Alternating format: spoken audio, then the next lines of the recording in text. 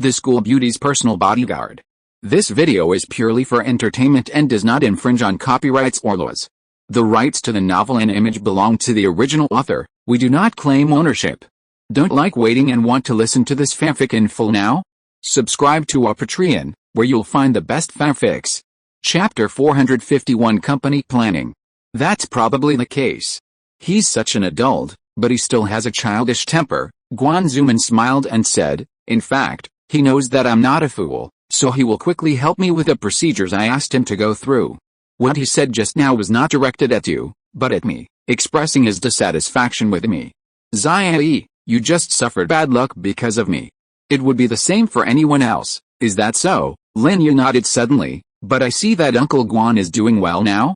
He doesn't rely on his family anymore. Since that time, he hasn't relied on me for anything. Guan Zuman shook his head and smiled bitterly. However, Xixing is lucky. He found a more powerful backer. Now he is doing well. When he has time, he comes down and wants to prove to me that he can succeed without relying on me. Haha, I didn't expect Uncle Guan to have such a side. Lin Yi laughed after hearing this. He should also know that you were actually doing it for his own good, but the knot in his heart has not been untied yet. Of course he knows, but he's just holding a grudge, Guan Zuman said. Alright, forget it. I've been used to it for so many years. Although he seems to still care, he's actually treating me well. I don't even know who my parents are. Haha, Lin Yi felt a little sad. Although he only understood the significance of parents after growing up, he still felt a little resentful about his parents abandoning him. Fortunately, he had two mentors who loved him and could replace the parental love he felt as a child. Guan Zuman was slightly stunned. He had many theories about Lin Yi's background, even believing that Lin Yi was a descendant of the benefactor who had mentored him back then. This was one of the reasons he trusted Lin Yi so unconditionally, but he had never dared to ask. Firstly, since Lin Yi didn't mention his background, he didn't want to ask directly. Secondly, he was afraid that it was a secret, and if Lin Yi couldn't tell, it would only cause embarrassment. You don't know who your parents are? Guan Zuman looked at Lin Yi in surprise. Haha, I only have two masters, but they're both good to me. They treat me like their own son, though they're a little strict. But I know they're doing it for my own good. Lin Yi didn't hide his background. There was nothing to hide. That's good of you. But as long as someone treats you well, whether they were your biological parents or not, you'll treat them like family, right? Guan Zuman smiled.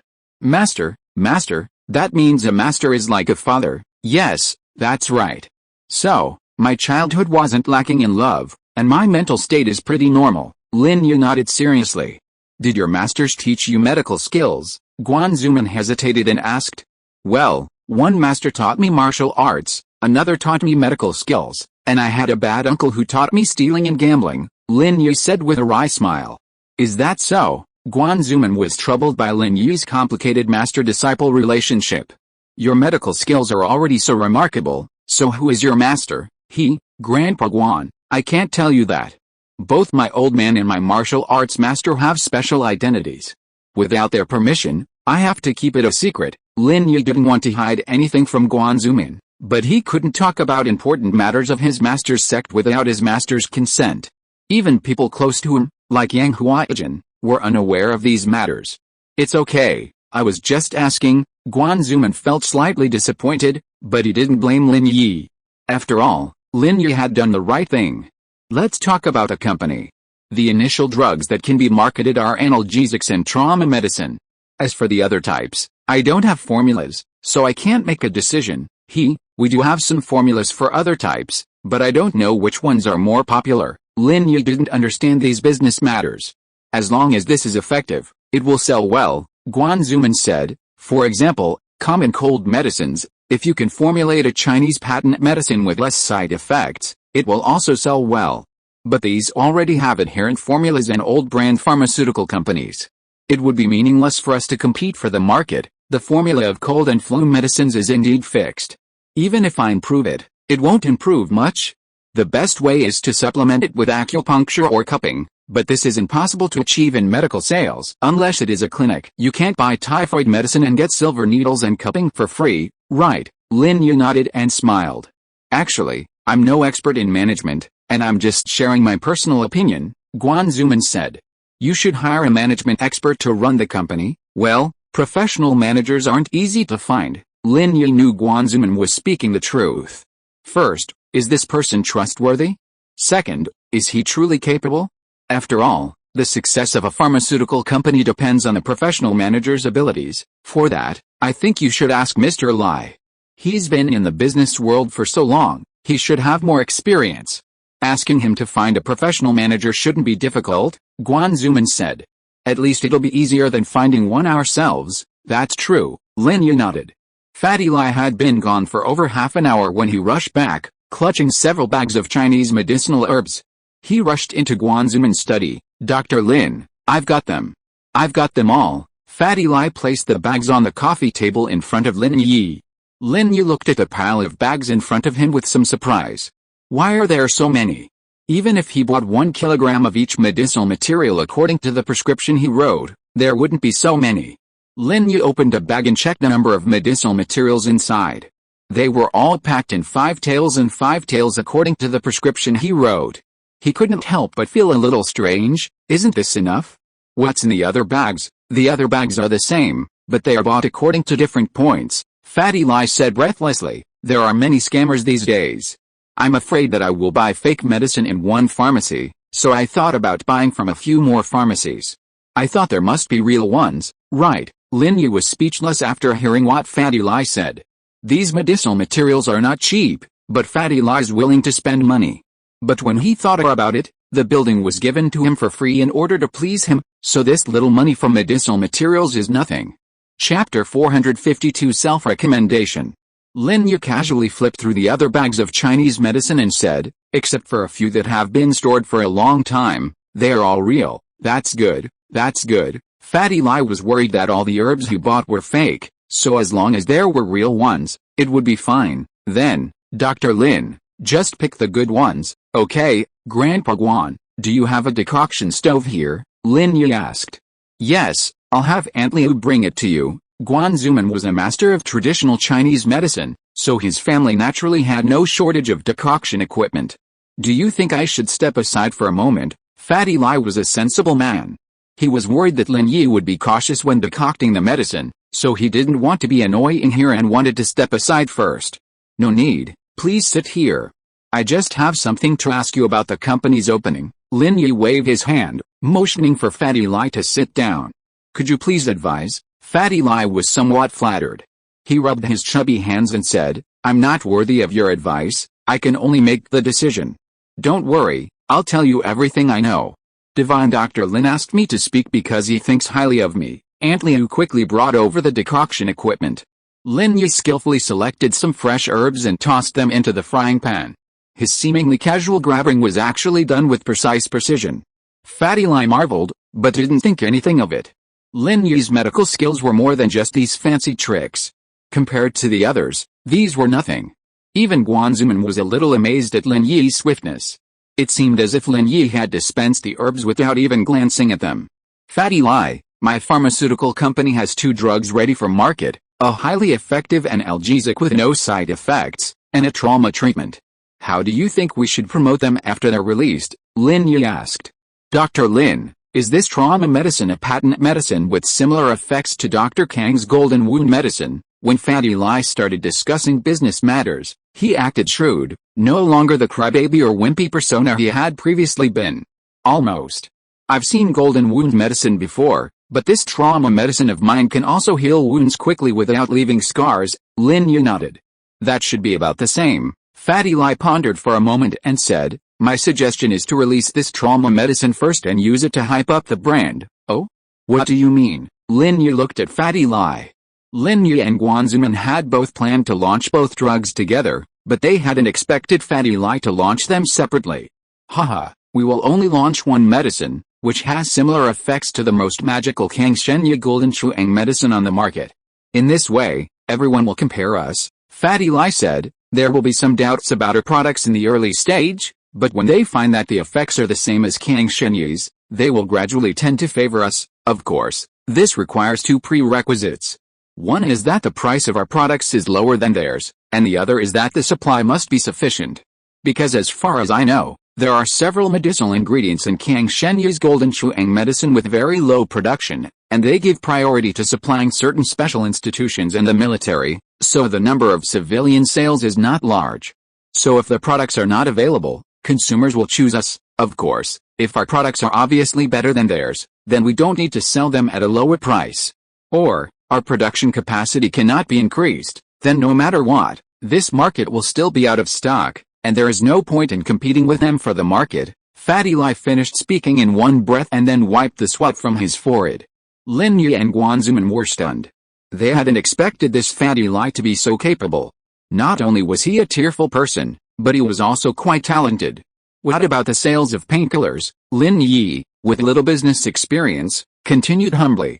As long as our trauma medicine is a hit, painkillers won't be a problem, Fatty Lai said. Once our first product is on the market and accepted by consumers, we'll basically eliminate the need for promotion for the second product. Of course, a live press conference is also possible. That's right, Lin Yi nodded in agreement. So, should we still go ahead with the auction I envisioned? I'm planning to auction off a few of the longevity and detoxification pills, but, at this point, Lin Yi hesitated. He wasn't familiar with Fatty Lai, so he couldn't make refining the longevity and detoxification pills sound too easy. If you were to make them sound like candy beans, he'd be outbid by the price of a building for half a pill, and he'd definitely feel bad. Although he offered it as a gift, Lin Yi didn't want Fatty Lai to curse him behind his back. So he continued, but refining the longevity and detoxification pill is very difficult. Many medicinal ingredients are almost extinct, so the quantity is limited, and it is impossible to mass produce and sell it now. If this is auctioned, will it seem to have nothing to do with the pharmaceutical company's products? Of course not. This is a gimmick. Fatty Lai waved his hands after hearing this, thinking that this longevity and detoxification pill is indeed a good thing, and he was very smart to pick half of it from dog shit. It is estimated that Lin Yi does not have many of these pills in his hands. It is a priceless treasure. I thought it was a gimmick before, but according to what you said, this gimmick seems to be meaningless, Lin Yi asked. Why not? Fatty Lai waved his hand. We can announce this longevity and detoxification pill. It's a limited edition, precious herb. Since the success rate is very low and the raw materials are scarce, we can simply say it's a rare herb given to us by the master who provided us with a recipe. Scarcity makes things valuable. If this longevity and detoxification pill receives positive reviews and proves effective, the value of our trauma medicine will naturally rise as well. Lin Yi nodded, thinking Fatty Lai's idea was a good one. Do you know where we can hire a professional manager to manage the company? Fatty Lai's eyes suddenly flashed with excitement and anticipation, and his face flushed slightly. What do you think of me, you? Lin Yi was stunned for a moment before he understood what Fatty Lai meant. You mean you want to be a professional manager? Yeah, what do you think of me?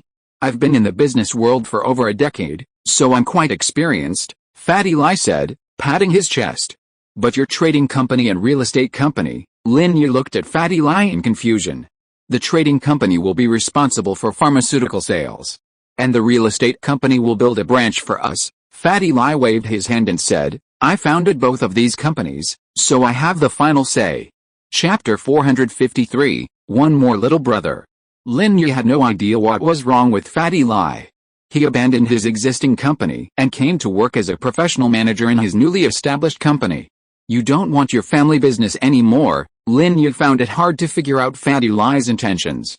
Dr. Lin, the family business has been given to my eldest brother. I don't want it anymore, and I don't want it. It saves me from all the intrigue, Fatty Lai chuckled. Besides, I think being with you is definitely more promising than working in those family businesses. Dr. Lin, I can foresee that your company will be even more powerful than that Dr. Kang Pharmaceutical Group. By then, as the group's professional manager and your spokesperson, wouldn't I be so awesome? When my eldest brother finds out about the importance of the longevity and detoxification pill, he'll be so desperate he'll be begging you with tears, kneeling. Is that unusual? Don't you always cry on the ground? After hearing what Fatty Lai said, Lin Yi couldn't help but admire his courage. He actually gave up the family business to work with him. Hey, isn't that different? You're a miracle doctor. I wouldn't fall to my knees and cry to anyone else, Fatty Lai said, somewhat embarrassed. Lin Yi had assumed this guy was a natural tearful person, but he was only targeting him. This gave Lin Yi quite a headache. Your idea is great, but my pharmaceutical group is just a temporary venture. I'm not sure if it will continue, or if we'll even develop new products. Lin Yi had to be upfront about it. Who knew what his future held? The old man at home didn't have a clear answer. That's alright, Miracle Dr. Lin, how about you take me in as your younger brother? Fatty Lai was a smart man. He had already seen the truth. Lin Yi was no ordinary man. He would definitely not suffer any loss by following him. Growing up in a wealthy family, Fatty Lai no longer cared much about money. He pursued fame and status, and Lin Yi could help him achieve the dream. Being someone's younger brother wasn't a very pleasant thing, but it depended on the person. If it were Lin Yi, Fatty Lai would be perfectly happy. How awesome is Lin Yi? With medical skills like Lin Yi's, all the major families would be vying for him. Who doesn't have to go through the cycle of birth, old age, sickness, and death? But Lin Yi can delay their death, so why wouldn't they flock to him? By then, don't think of yourself as just a follower, you will be Lin Yi's spokesperson outside.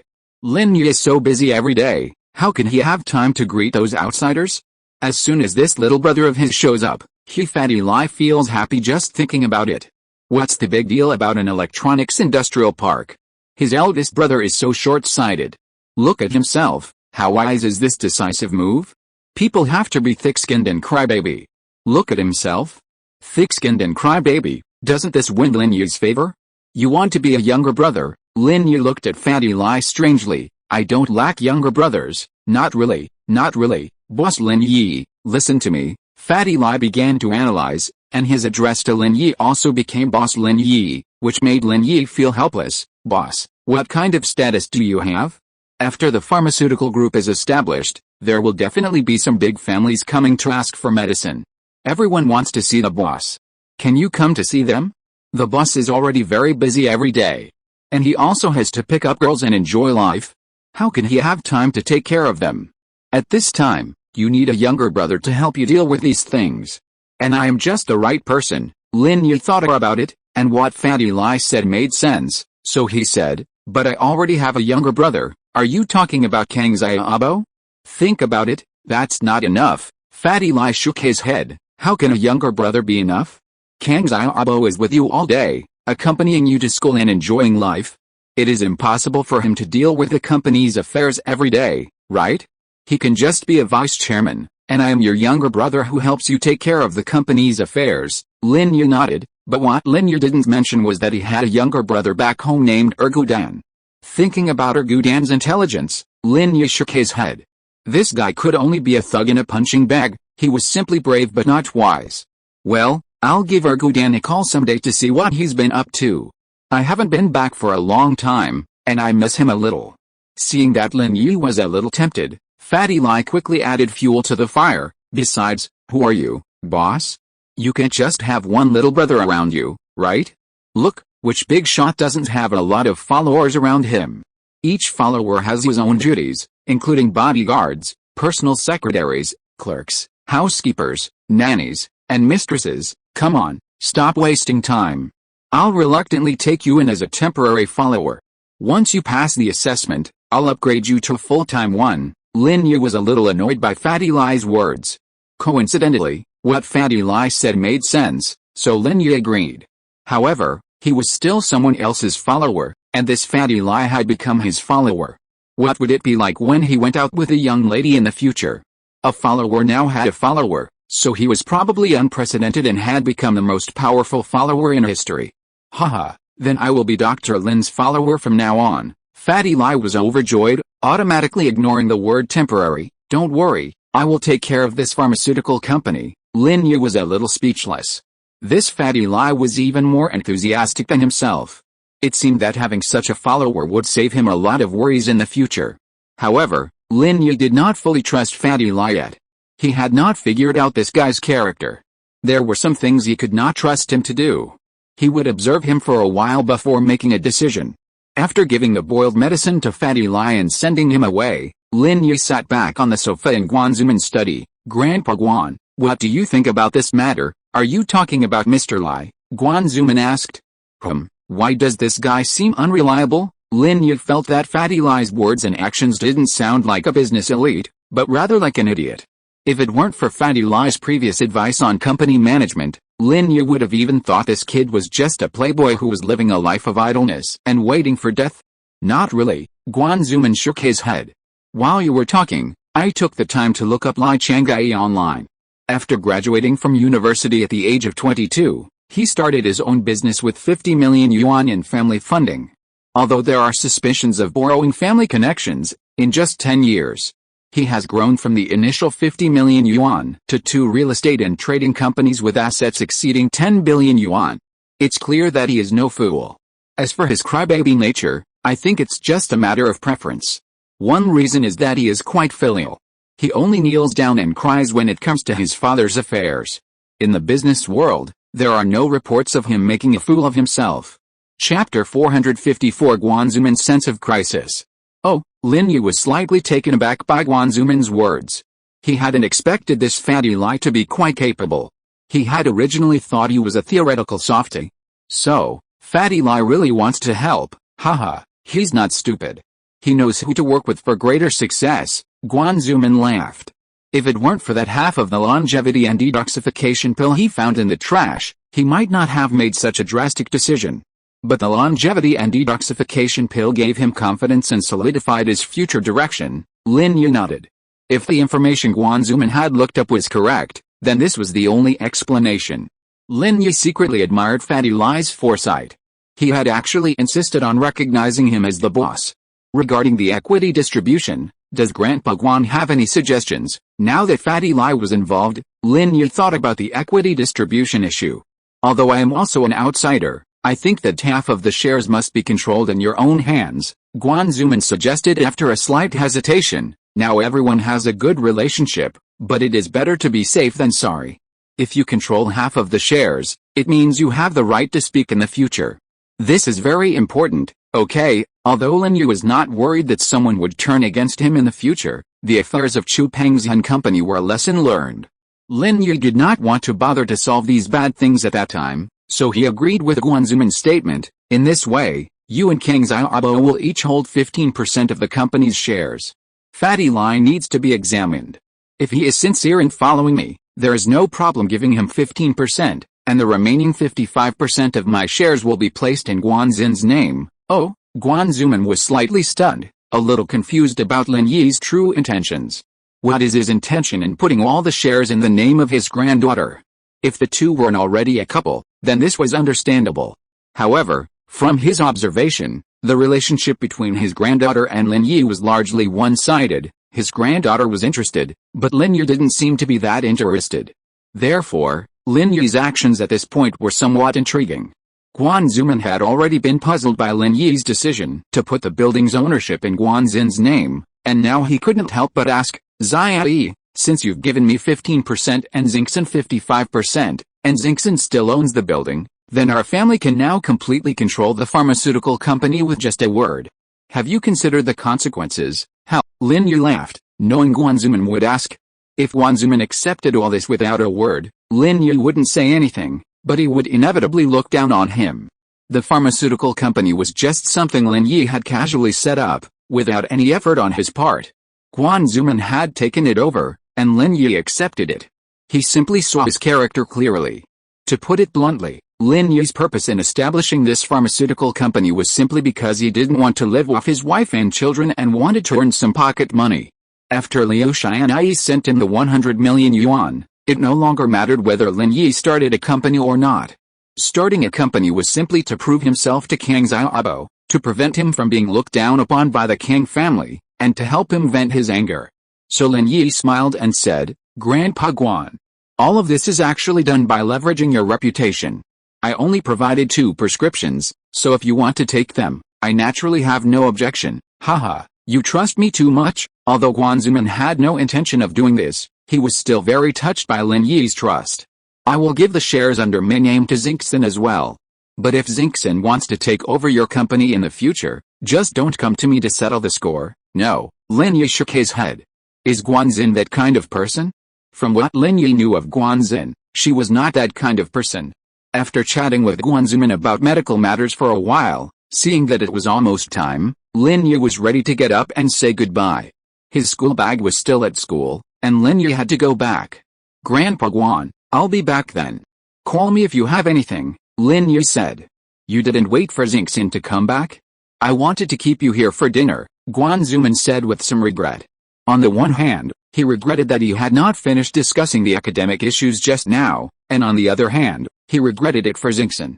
Can Lin Yi and his granddaughter succeed? As an elder, Guan Zuman really wants Lin Yi to be his grandson-in-law. When he saw Song Lingshan's appearance and heard Jiang Huaijin's attitude, Guan Zuman had a sense of crisis. However, Lin Yi's attitude did offer some comfort. At least Lin Yi didn't seem particularly fond of Song Lingshan, and the fact that he was leaving his shares with his granddaughter showed his trust in Xixing, which, in turn, gave Xixing a head start. Next time, Lin Yi checked the time on his phone. I have to go back to school, that's fine. Next time, Guan Zuman didn't press him.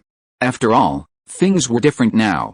Lin Yi and he were partners, and it was inevitable that Lin Yi would visit their home more often. Lin Yi left Guan Zuman's house and drove to school. The moment he entered the classroom, the bell for the final evening study session rang. Chu Mengyao and Chen Yashu had grown accustomed to Lin Yi's frequent absences and didn't bother to question him. Chu Mengyao, however, felt a pang of resentment. Lin Yi was her assistant, and it was work time, so why did he keep disappearing? Lin Yi, you're back. Lin Yi had barely settled into his seat when a soft voice startled him, nearly causing him to fall to the ground. Pengzhan Xiao's eyes narrowed into crescents, the corners of her mouth curled up slightly. She looked at Lin Yi with a sweet, adorable expression, pulling a drink from her desk. Are you thirsty? I bought this especially for you, are you okay? Lin Yi stared at Pengzhan Xiao in disbelief. Even if their relationship wasn't as serious as a life-or-death feud, it was at least as intense as a murderer's. Lin Yi couldn't understand why Pengzhan Xiao treated him this way. Was she hiding a dagger behind her smile? Is it okay? Pengzhan Xiao blinked in confusion. What could possibly be wrong with me? Why are you asking? Pengzhan Xiao's question left Lin Yi speechless. He couldn't say, I peed on you and blew up your butt with firecrackers. We have a deep hatred now, so you shouldn't be so gentle to me, but the words were hard to say. Chapter 455 Weird Pengzhan Xiao. It's okay, I'm glad you're alright, Lin Yi nodded dejectedly. How could this girl be even more stunning than Chen Yashu? Why did he keep running into these people? He thought the days of gunfire and hail were terrifying, but he didn't expect that there were also some terrifying things in real life. Here you go, it's delicious. I drank a bottle before and thought it was good, so I bought it for you. Pengzhan Xiao placed the drink in front of Lin Yi. Thank you, Lin Yi uttered helplessly. What else could he say? If Pengzhan Xiao had scolded him right away, Lin Yi would have thought it was normal. At most, he would have just ignored her. But if someone spoke to him nicely, he couldn't just pretend he didn't hear it, could he? Lin Yi even wondered if the one who was blown up yesterday was the twin sister of Pengzhan Xiao in front of him. The violent sister was blown back home, and today she was replaced by a gentle sister. Lin Yi was actually a little thirsty. He picked up the drink and glanced at the bottle. It was unopened. He opened it and took a sip. There was nothing wrong with it. Lin Yi drank a few sips with doubt in his heart. You're welcome, Pengzhan Xiao shook her head. If you like to drink, I will buy it for you every day. Puff. Lin Yi was drinking the drink. When he heard Pengzhan Xiao's words, he sprayed a mouthful of drink directly on Kang Xiaobo's back. Kang Xiaobo was listening to the conversation between Pengzhan Xiao and Lin Yi behind him with his ears perked up. He was secretly envious of Lin Yi, but he ended up being sprayed all over. He immediately turned around with a bitter face. Boss, I already envy you very much, and you spit on me. Sorry. Lin Yi sweet-dropped and looked at Pengzhan Xiao strangely. Pengzhan Xiao, tell me the truth. What do you mean? Nothing. Pengzhan Xiao looked at Lin Yi with innocent eyes wide open, as if she didn't understand what Lin Yi was talking about. Were you the one whose butt was blown up by firecrackers yesterday? Lin Yi asked. Oh, stop talking. It's so embarrassing. Pengzhan Xiao's pretty face turned red. She pursed her lips and whispered. Lin Yi was about to faint. Are you shocked? You are stupid. I am the real me now, Pengzhan Xiao said coquettishly. Didn't I want you to teach me how to race before? I also feel that there is something wrong with my way, so I changed it. It's impossible to teach you how to race. It's illegal, Lin Yi said. It's okay. You can teach me how to race and drift, Feng Xiaoxiao said seriously. I don't have time, Lin Yi frowned. It's okay. I won't learn it then, Feng Xiaoxiao smiled indifferently. Lin Yi looked at Feng Xiaoxiao in disbelief. What happened? What happened? As he left at noon, he saw Feng Xiaoxiao's cold face still tinged with anger. Why was she so angry now? Evening study was physics class, and the teacher soon arrived. Lin Yi didn't want to ask any more questions. He turned away, flipping through his physics book, and ignored Feng Xiaoxiao. A smile crossed Feng Xiaoxiao's lips, and she wanted to pump her fist in joy. Sure enough, Lin Yi was soft-hearted. As long as he persisted, he wouldn't be afraid of not winning Lin Yi's heart. Then he could dump him. Let him know the consequences of offending him. Feng Xiaoxiao spent the entire class daydreaming about her future plans. Lin Yi, on the other hand, was deeply depressed, wondering why Feng Xiaoxiao had become like this. Based on his past experience, Feng Xiaoxiao must be brewing some big plan. The first time she gave him the drink, she had no good intentions. She wanted to go to the bathroom, so she went to secretly film him. This time, she wouldn't use such a low-level trick. So, the drink shouldn't be a problem. It was just Feng Xiaoxiao's way of showing him some affection. Zhong Pinliang was ecstatic. Through one of his father's business partners, he'd secured a VIP area at a high-end beach resort, allowing him to boast about his success to Chu Mengyao. He'd already made arrangements with his homeroom teacher, Teacher Liu, to announce the good news after school. After finally waiting for evening study to end, Teacher Liu entered, and Zhong Pinliang proudly approached the podium. Everyone, please be quiet. Don't rush packing your bags for the day. I have some good news to share. Teacher Liu was very supportive of Zhong Pinliang sponsoring the class's spring outing. Time was running out in their senior year, and playful moments were even rarer. Tree planting activities had been a popular pastime for many, and Zhong Pinliang's initiative to sponsor a spring outing had greatly improved Teacher Liu's impression of him. He wasn't some frivolous, undisciplined young man. Upon hearing the good news, the previously boisterous class instantly quieted down. Everyone stopped what they were doing and looked up at Teacher Liu. This weekend, our class is organizing a spring outing. Our destination is the natural sun-drenched beach in Binfen City. As soon as Teacher Liu finished speaking, the class erupted in cheers. Going to the beach was naturally much more fun than planting trees, and the students, who had been pent up for a while, suddenly burst into excitement. This event is organized and sponsored by Zhong Pinliang. You don't have to contribute a penny, just buy some snacks, Teacher Liu said. Let's give a big round of applause to thank Zhong Pinliang for his contribution to our class. Teacher Liu had originally planned to call a class meeting to reprimand Zhong Pinliang. He was so bold. Setting off fireworks in a tree, wasn't he afraid of it catching fire? But now there was really nothing more to say. Oh yeah, hearing it was free, even more students were excited. After all, not many students came from extremely wealthy families, and most students had limited pocket money. Okay, I finished what I want to say. I'll introduce the detailed spring outing plan to everyone when Zhong Pinliang comes up with it, Teacher Liu said. Everyone can go home now. Those classmates who were originally somewhat hostile to Zhong Pinliang now looked at him with much friendlier eyes. Many people greeted Zhong Pinliang after school. Zhong Pinliang was so happy. If he had known this would happen, he would have organized a spring outing a long time ago. Not only could he establish his own prestige, but he could also please Chu Mengyao and Chen Yushu. Why not do it? When Chu Mengyao and Chen Yushu walked out of the classroom, Zhong Pinliang hurriedly trotted after them. Yao, Xiaoshu, are you satisfied with my event? Not bad, Sister Yao said it was okay. Chen Yushu glanced at Chu Mengyao and said to Zhong Pinliang. Chapter 456 I want to eat shark. Chu Mengyao, however, had an indifferent expression, as if she hadn't heard Zhong Pinliang's words at all, but she didn't deny Chen Yushu's words either. Chen Yushu had always been like this, always using her name to talk to that fool Zhong Pinliang about things, but Zhong Pinliang never changed his ways and always fell for it. That's great. As long as Yao is satisfied, I'm happy, Zhong Pinliang said. By the way, I've contacted a King Long bus company, but Xiaoshu, you and Yao can take my car? I drive my dad's Mercedes-Benz. I just got my license last month. Just got your license last month and you're already driving? Sister Yao and I won't be driving. What if we get hit and killed? Chen Yushu snorted. Besides, everyone has a car. Sister Yao's car is a sports car, no worse than your Mercedes. Zhong Pinliang had wanted to show off, but Chen Yushu choked him, and he was speechless. He felt a little regretful. He should have known not to show off his driver's license earlier. Getting a driver's license while still a student is indeed something that ordinary people envy, but for young ladies like Chu Mengyao and Chen Yushu, it is not so new. Do you have a private jet? Cars are not rare, planes are awesome. Chen Yushu blinked, and suddenly turned to ask Zhong Pinliang. Huh? Plane? Zhong Pinliang's eyes widened, and he smiled bitterly in his heart. Auntie, do you know how much a private jet costs? Even if my family is rich, we can't afford a private jet. A Boeing 757 costs tens of millions of dollars.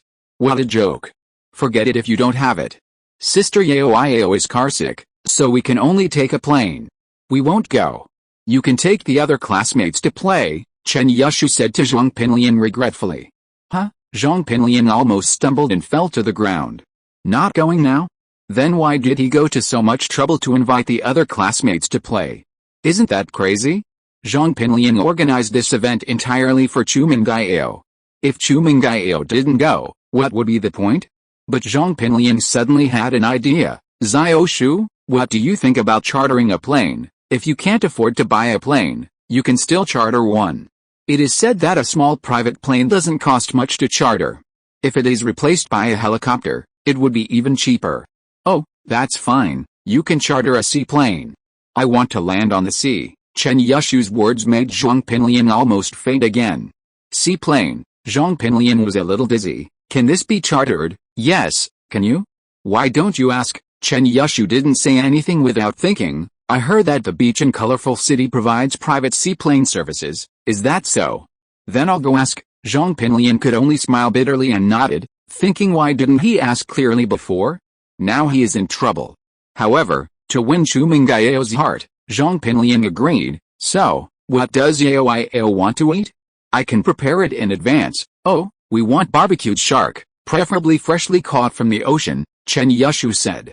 Shark? Zhong Pinliang was stunned, then his expression turned even more bitter. Freshly caught shark, who would dare to catch a shark? Would that be life-threatening? Zhong Pinliang felt more and more that this spring outing to please Chu Mengyao was not going to be so easy. Okay, we're leaving. Let's text when you're ready. Chen Yushu finished her instructions and hurriedly left with Chu Mengyao in tow. Zhong Pinliang was left standing in the hallway with a wry smile. Gao Xiaofu was already waiting nearby. Brother Liang, what's wrong? What else can I do? You heard what Chen Yushu said. Chartering a plane is easy enough, as long as we can get one, there's no problem. But catching a shark? Isn't that a joke? Zhong Pinliang sighed. Brother Liang, how can this be a joke? Gao Xiaofu waved his hand. Before, I thought you thought chartering a plane was too expensive. You also know about my family's affairs. My uncle is no longer a shareholder of the school, but my father's business has not been affected. And he has recently established a relationship with a big boss, so there is no shortage of money. As long as there is a charter service, there will be no problem, Zhong Pinliang said. But catching sharks, isn't that tantamount to sending yourself to death? It's not like sending yourself to death. Gao Xiaofu smiled slyly, and then said, this is easy. When the time comes, Brother Liang, let's prepare a dead shark and put it on the bottom of the water. Then I will put on a shark fin and pretend to be a shark in the sea. You pretend to come down and fight with me, and then I will pretend to die and sink to the bottom of the sea, and you can drag the dead shark prepared in advance ashore. That's right. Zhong Pinliang's eyes lit up when he heard Gao Xiaofu's idea, and he gave him a thumbs up. What a brilliant idea. It's brilliant. Doesn't Chu Mengyao just like strong and handsome men? I can show off my masculinity by fighting the shark, and then I'm not afraid that Chu Mengyao won't be attracted to me. Yeah, so this is not a difficult task at all. Now we need to figure out how to charter a plane. Gao Xiaofu may not be good at other things, but he's quite good at coming up with dirty tricks. That's easy. I'll discuss it with my dad when I get back. Zhong Pinliang's worries were immediately resolved, and he felt much more relaxed. He and Gao Xiaofu hummed a little tune as they left the school. At this moment, Chu Mengyao looked at Chen Yushu helplessly. Xiaoshu, can you please stop teasing Zhong Pinliang? Who told him to be stupid? Chen Yushu disagreed. Sister Yao, we will graduate soon. If we don't tease this idiot, there will be nothing to play with in college. Play, all you do is play all day long. Sooner or later, something will happen. Chu Mengyao glared at her. It's okay. Now that we have Brother Arrow to protect us, I am even less afraid of Zhong Pinliang, Chen Yushu said proudly. What's wrong with Lin Yi? Why is he hanging out with Pengzhan Group again? Chu Mengyao turned around and saw Pengzhan Group following Lin Yi, talking to him with a smile. Oh, Sister Yao, are you jealous? Do you want me to go and scout and see what they are talking about? Chen Yushu rubbed her hands in anticipation. No need, Chu Mengyao shook her head calmly. Whatever he does, let's go home. Yes, I want to go and see. Chen Yushu was a little curious. Then I'll go back by myself. You can find a way to get home. Chu Mengyao opened the car door and got in. Wait for me, I'm not going. Chen Yushu saw that Chu Mengyao was angry and quickly got in the car, but her eyes were still unconsciously looking back.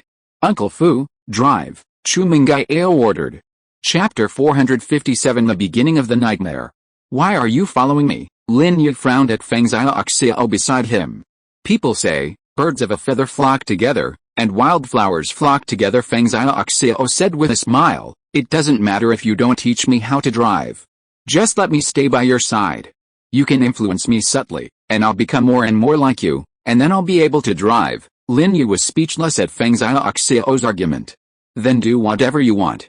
I'm going home, Lin Yi said, and turned to go to the snack street behind the school to park his car. Pengzhan Group, however, continued to follow Lin Yi at a leisurely pace. Lin Yi frowned, worried that Tang Yun and Tang's mother would see and misunderstand, so he said, can you follow me tomorrow? Wouldn't it be nice for me to accompany you home? Pengzhan Group had already made up her mind to follow Lin Yi, so no matter what Lin Yi said, she spoke softly. You don't want the car anymore. Lin Yi was speechless. Pengzhan Group's attitude made it impossible for him to get angry. If Pengzhan Group was like she used to be, it would be easy enough for Lin Yi to just kick her away. But now, asking him to kick this delicate girl was simply too much for Lin Yi. I'll walk you home first, then take the bus back to get it, Pengzhan Group said. Pengzhan Group, can you please be a little more normal? Lin Yi was no longer able to bear it. If you keep acting like this, I won't come tomorrow, then I won't walk you home. Please don't not come. I still want to be by your side every day. Pengzhan Group shook her head quickly. Then why don't I just not go home with you? I'll leave first. Lin Yi finally got Pengzhan Group away and breathed a sigh of relief, patting his forehead. What the hell was wrong with Pengzhan Group? As the saying goes, birds of a feather flock together, and birds of a feather flock together. Lin Yi simply didn't believe it. There must be something else hidden. What Lin Yi didn't expect was that his nightmare had just begun. Who was that girl just now? Although Lin Yi hurriedly chased Pengzhan Group away, his question still caught the eye of Tang Yun, who was helping her mother with a barbecue stall. Tang Yun had actually seen Lin Yi the moment he arrived at the snack street, but seeing the girl beside him, she hesitated to call him and pretended not to notice, yet she was deeply nervous. After Pengzhan Group left, Tang Yun finally couldn't help but ask. My deskmate, the new transfer, Lin Yi said. So what is she doing with you? Tang Yun felt a little petty for asking so many questions, but petty was fine. As Lin Yi became more and more outstanding, Tang Yun grew increasingly worried that he might fall in love with someone else. I wasn't familiar with the route, and I couldn't find where I parked my car, Lin Yi casually said. So, she drives to school too? Then her family must be quite wealthy, right? Tang Yun was shocked. If Pengzhan Group really wanted to compete with her, she probably wouldn't be her match. Who knows? She just happened to see me driving on the street one day and thought I was a good driver, so she wanted to learn from me. I didn't have time for her, Lin Yi said. Oh, is that so? Tang Yun's heart sank a little when she heard Lin Yi's words.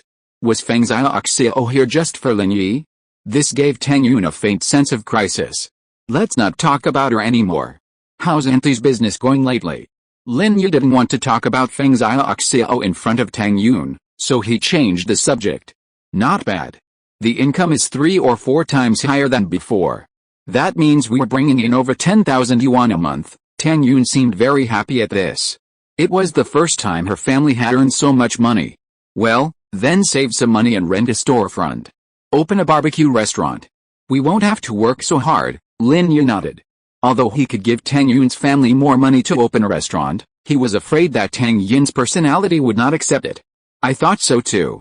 I don't want my mother to be exposed to the wind and sun anymore, but my mother said that opening a store is risky and she doesn't want to lose all the money she earned. Tang Yun couldn't help blushing when she said this. She said she would save the money for my dowry. Dowry? Lin Yi was stunned, then laughed strangely. Then I'll talk to my aunt. I don't need that little dowry, so she doesn't have to save it. You? Tang Yun was also stunned, but then she reacted. Her face couldn't help but redder, and her little fist lightly hit Lin Yi. What are you talking about?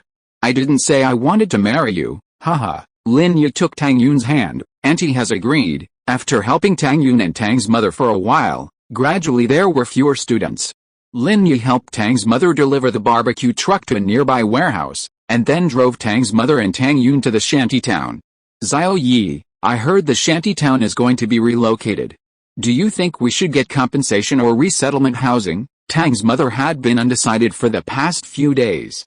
The compensation was said to be worth hundreds of thousands of yuan per family, but resettlement housing also offered a house of similar size to their current location, making it a better deal. I don't really understand resettlement housing, but I'll ask someone for you later. Lin Yi thought of Fatty Lai. Wasn't he in real estate? He'd definitely understand after asking. However, if Fatty Lai knew Tang Yun was his girlfriend, he might just give them a villa the next day. However, Lin Yi didn't think Tang Yun would accept it. That's fine, but it's just a rumor. It's hard to say whether relocation will happen or not, Tang's mother sighed. The previous times we talked about relocation, we couldn't reach an agreement on compensation with the developer, so it was shelved. Don't worry, if you need anything, just let me know. I have a friend in real estate who can definitely help, Lin Yi instructed. After sending Tang Yun and Tang's mother to the shantytown, Lin Yi did not get out of the car, but drove directly back to Chu Mengyao's villa. Chu Mengyao no longer wanted to say anything about Lin Yi's early departure and late return. She gave him a cold look and continued to watch TV with Chen Yushu. The next day at noon, Lin Yi, who had been tortured by Pengzhan Group for the whole morning, was finally relieved. He made an appointment to have lunch with Tang Yun in the cafeteria, but he did not expect Pengzhan Group to follow him out of the classroom. Why are you following me? Tang Yun and I made an appointment to eat. Lin Yi did not expect Pengzhan Group, the little tail, to follow him again. I'm going to eat too. Pengzhan Group blinked. It's a good opportunity to meet your girlfriend. We will see each other often in the future. What do you mean? You want me to be there every time I go on a date? Lin Yi's face immediately turned green. Yes, Pengzhan Group nodded seriously. Chapter 458, Unbearable. Tang Yun's expression froze slightly when she saw Lin Yi and Pengzhan Group together. Although Lin Yi had explained it yesterday, Tang Yun was still a little worried. She was actually nervous about a boy? Tang Yun rubbed her temples. Although it seemed a little unbelievable, it was the fact. If it were half a year ago, she would definitely sneer at such a girl and worry that her boyfriend would cheat on her. Doesn't that mean she's not attractive enough? Tang Yun felt that she would never be like those girls, worrying about it every day. But now, retribution came so quickly. Tang Yun regretted that she shouldn't have laughed at others before. Laughing at people who are not as good as you is indeed the truth. The ancients would not lie to themselves. Lin Yi, have you been waiting for a long time? Tang Yun tried to appear normal. After saying this, she looked at Pengzhan Group. Is this your new deskmate? Hello, my name is Pengzhan Group. Pengzhan Group extended her hand. I'm an admirer of Lin Yi. Huh? Tang Yun was stunned for a moment, then shook Pengzhan Group's hand oddly. Admirer? Yes, he drives really well. I'd like to learn from him, but he hasn't taught me yet. Pengzhan Group nodded generously. Is that so? Tang Yun frowned slightly. What does admirer mean? Let's go. Don't bother with her. Lin Yi couldn't find words to describe his feelings for Pengzhan Group. This girl definitely had bad intentions. Although Lin Yi couldn't bring himself to kick her, he didn't want to bother with her either. Oh, Tang Yun felt a sudden sense of relief after hearing Lin Yi's words, and her attitude towards Pengzhan Group softened. We're going to eat. See you next time. No need for next time. I'll go to the cafeteria too. Let's go together, Pengzhan Group said enthusiastically, unconcerned about being outshone. Tang Yun wanted to say something, but ultimately kept it to herself. She stood to Lin Yi's right, while Feng Xiaoxiao stood to his left. The two of them flanked Lin Yi, feeling incredibly awkward. Tang Yun, have you seen my husband drive? He's so handsome. Feng Xiaoxiao turned to look at Tang Yun and said. Husband. Tang Yun was startled, but then became angry. Her anger wasn't because Feng Xiaoxiao had called Lin Yi her husband, but because she had been so vague. She hadn't added you before husband, but had just blurted out the word. Someone who didn't know would have thought Lin Yi was her husband, or that she and she had the same husband. But Tang Yun couldn't correct Feng Xiaoxiao. What if it was just a slip of the tongue? Wouldn't it be embarrassing if she said it out loud? So she said, I've seen it, but if you want to learn how to drive, it's best to go to a driving school. I have a driver's license, I just want to learn drifting, Feng Xiaoxiao said. When they arrived at the cafeteria, Lin Yi, in order to get rid of Feng Xiaoxiao, found a table for two. This way, Feng Xiaoxiao couldn't sit with him. Feng Xiaoxiao didn't sit with him, and she went to the food window alone to line up. Lin Yi, what's going on with Feng Xiaoxiao?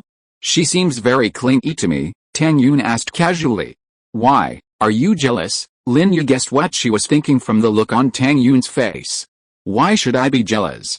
How could I be? Tang Yun naturally wouldn't admit it. I just think she's silly. Lin Yi smiled. What do you want to eat? I'll go get it, whatever, one meat and one vegetable. Just make whatever you like. Tang Yun wasn't picky about food, and she and Lin Yi had a simple lunch at noon, 2 dishes for 2, so it wasn't a waste. Lin Yi wasn't a picky eater, so he usually went to the least crowded counter, and his daily menu was random. Right now, the counter for the stir-fried pork with garlic sprouts and steamed pork ribs was empty, so Lin Yi went over and bought one, then brought it back. Just as they were about to eat, Feng Xiaoxiao arrived, dragging a chair over with a large tray in hand. She came up to Lin Yi's table, placed it directly on the table, and then added the chair to the side.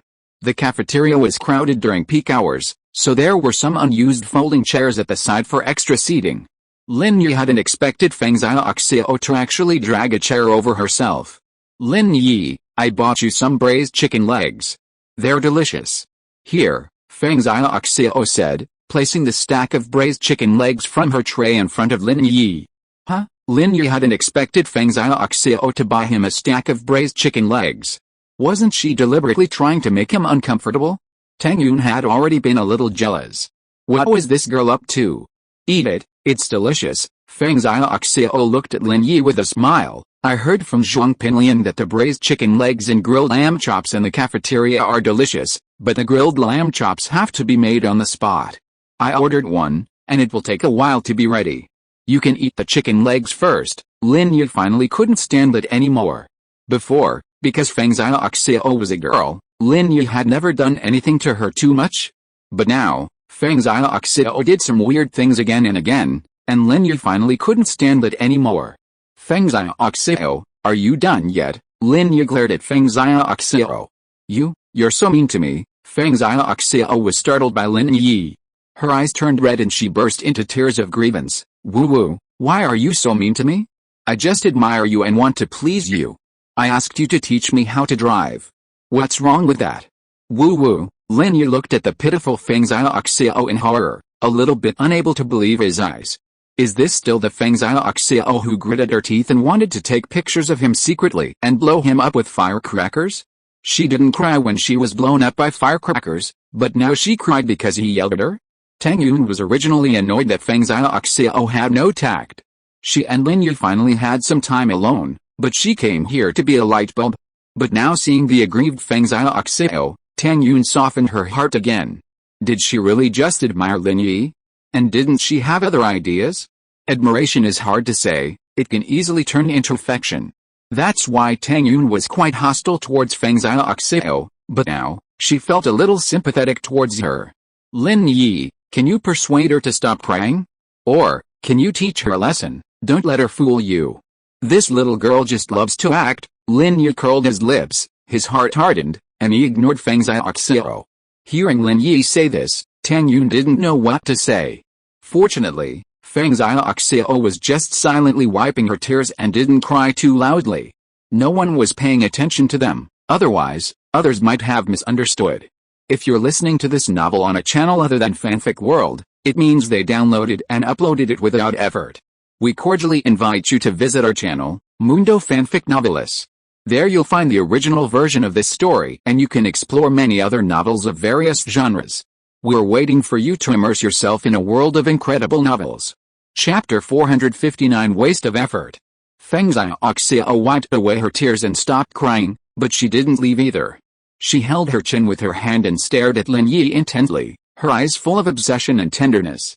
Pengzhan's eyes made Lin Yi feel a little uncomfortable, and Tang Yun felt even more awkward. What was going on? Lin Yi was her boyfriend, but now there was another admirer sitting next to her staring at him. How could she still eat in peace? Pengzhan, you don't want to eat? Tang Yun finally couldn't help but ask.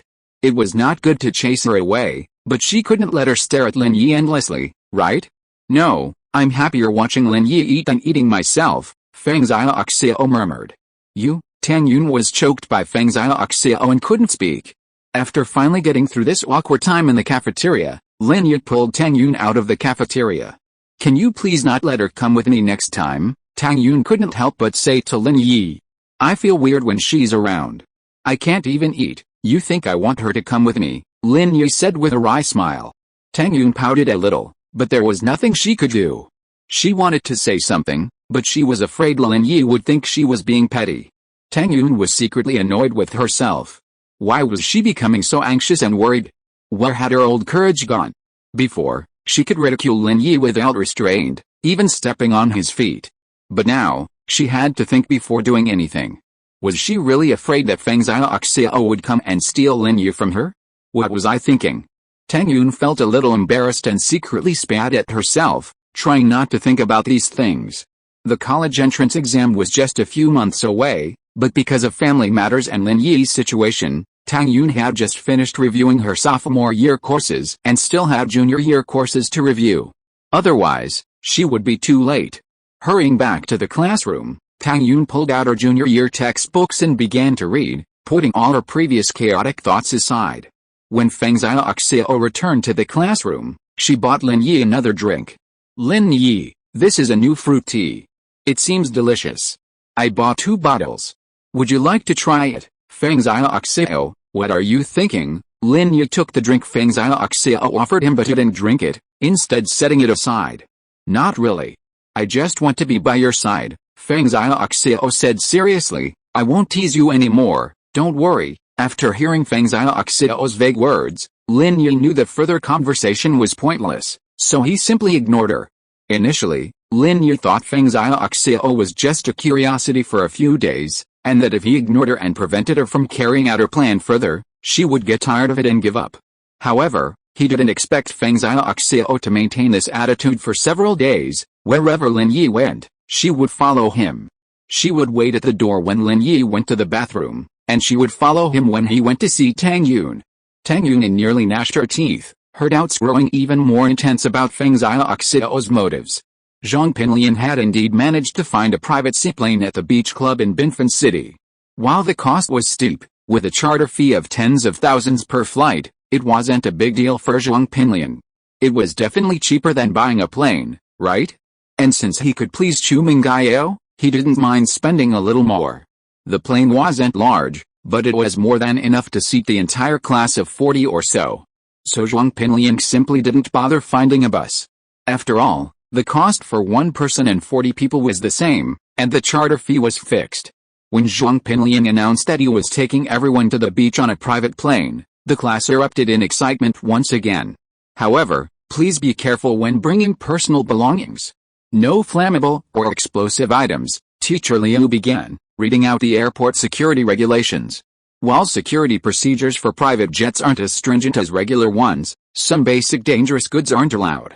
To avoid any hassle, Teacher Liu had to give everyone a heads up.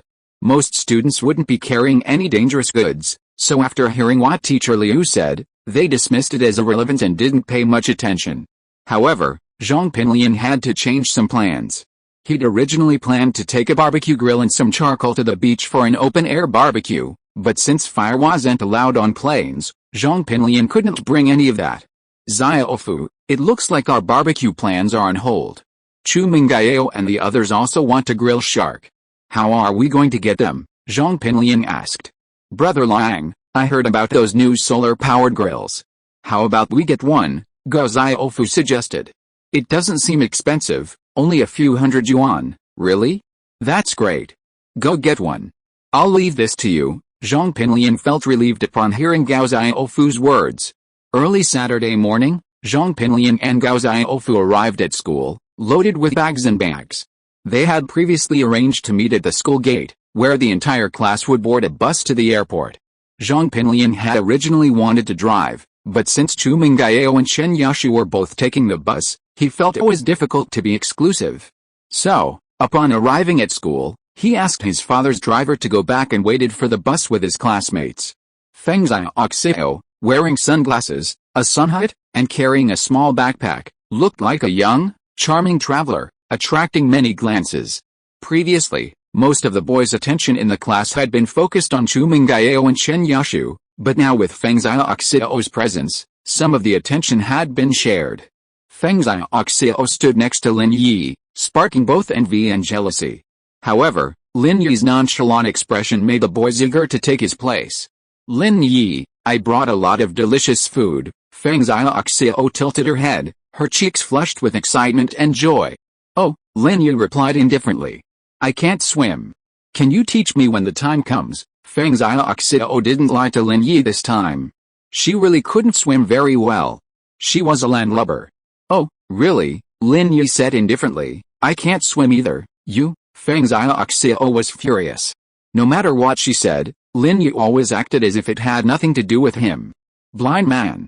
Pengzhan Group complained in her heart. She had dressed up very carefully in order to make Lin Yi pay more attention to her, but Lin Yi didn't even seem to look at her. What a waste of effort.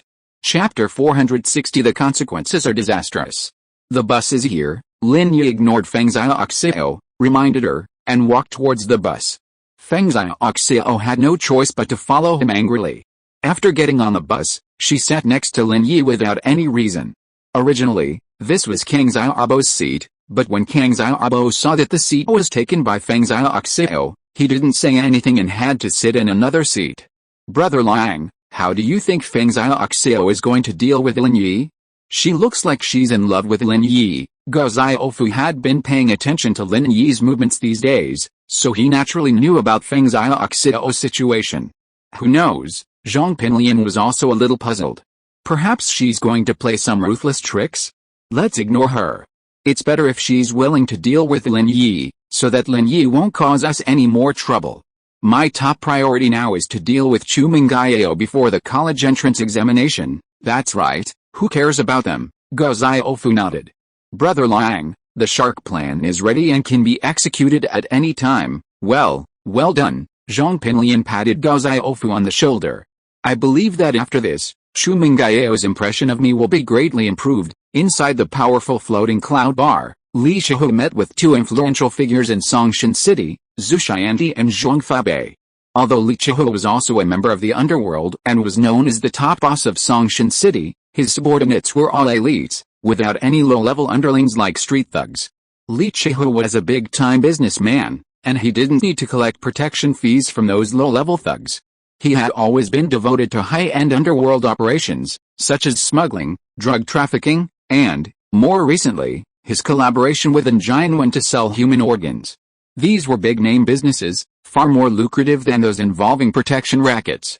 This also meant that, in addition to Li Shihu, there were two other ruthless figures in Songshan City, Zhu Xiandi and Zhuang Fabei. One ran the entertainment industry, the other the hotel business. Both men had numerous underlings, especially Zhu Xiandi's eldest son, Zhu Ruoguang, who was a leading thug in the North District. Li Shihu disdained their activities, and Zhu Xiandi and Zhuang Fabei couldn't compete with Li Shihu's high-end resources, so they lived in peace and did not interfere with each other.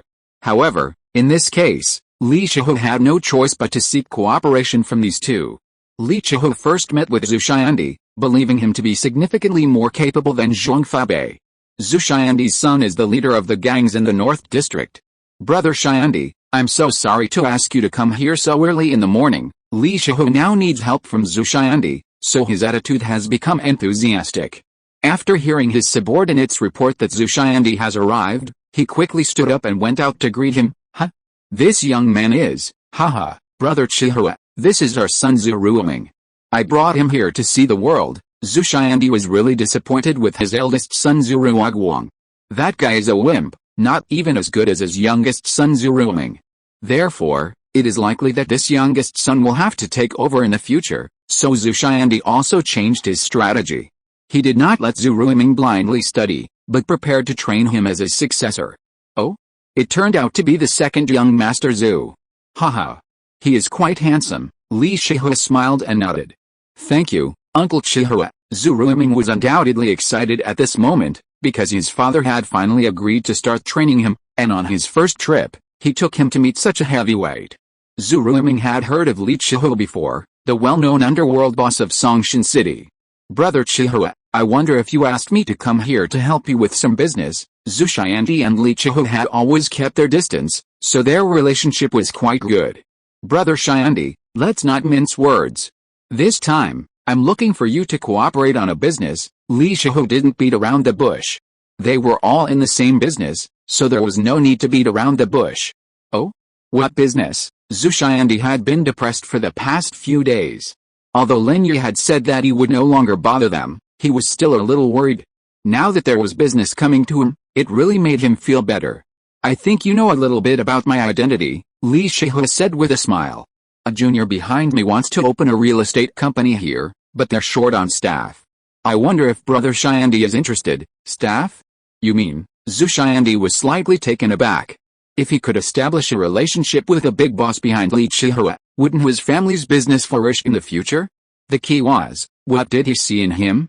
Zhu Xiandi had some self-awareness. Besides his expertise in the entertainment industry, he had no experience in real estate.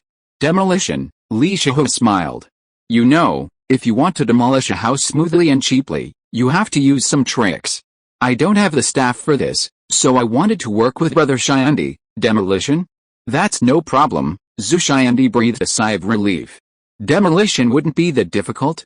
Wouldn't it be enough to have Zhu Ruoguang bring a team and threaten the people being displaced? So, Brother Xiandi has agreed to this. Li Chihua is confident. After all, the job Zhu Xiandi was assigned wasn't difficult, and it should be something he was good at. It shouldn't be a problem. Zhu Xiandi nodded. Which piece of land does the young master want to develop? The shantytown, Li Chihua said. It's very large and has great potential. Oh, the shantytown? That's a good place, no problem. Zhu Xiandi was about to agree when Zhu Ruoming stopped him. Dad, we're not doing this. Zhu Ruoming, fearing his father would impulsively agree, quickly stopped him. Ruoming, what are you doing? Zhu Xiandi was stunned, and immediately felt annoyed. What's wrong with you, kid? Aren't you usually quite brave?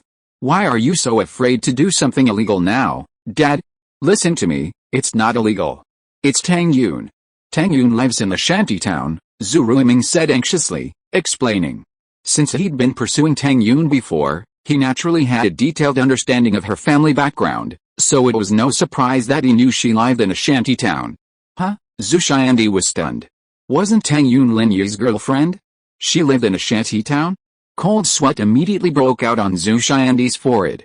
Fortunately, his son had reminded him in time, otherwise, the consequences would have been disastrous. Chapter 461 The seat is taken. What if he was so foolish as to not know that the bulldozers went up and flattened Tang Yun's house? He would probably end up in the morgue the next day, wouldn't he? Even a powerful master like Yan Qian was dealt with by Lin Yi. What else could he do to fight Lin Yi? Zhu Xiandi was no longer afraid of offending Li Chihua. After all, the relationship between the two would at most deteriorate a little, and it wouldn't be a big problem. Zhu Xiandi stood up suddenly and said, Brother Chihua, I can't do this.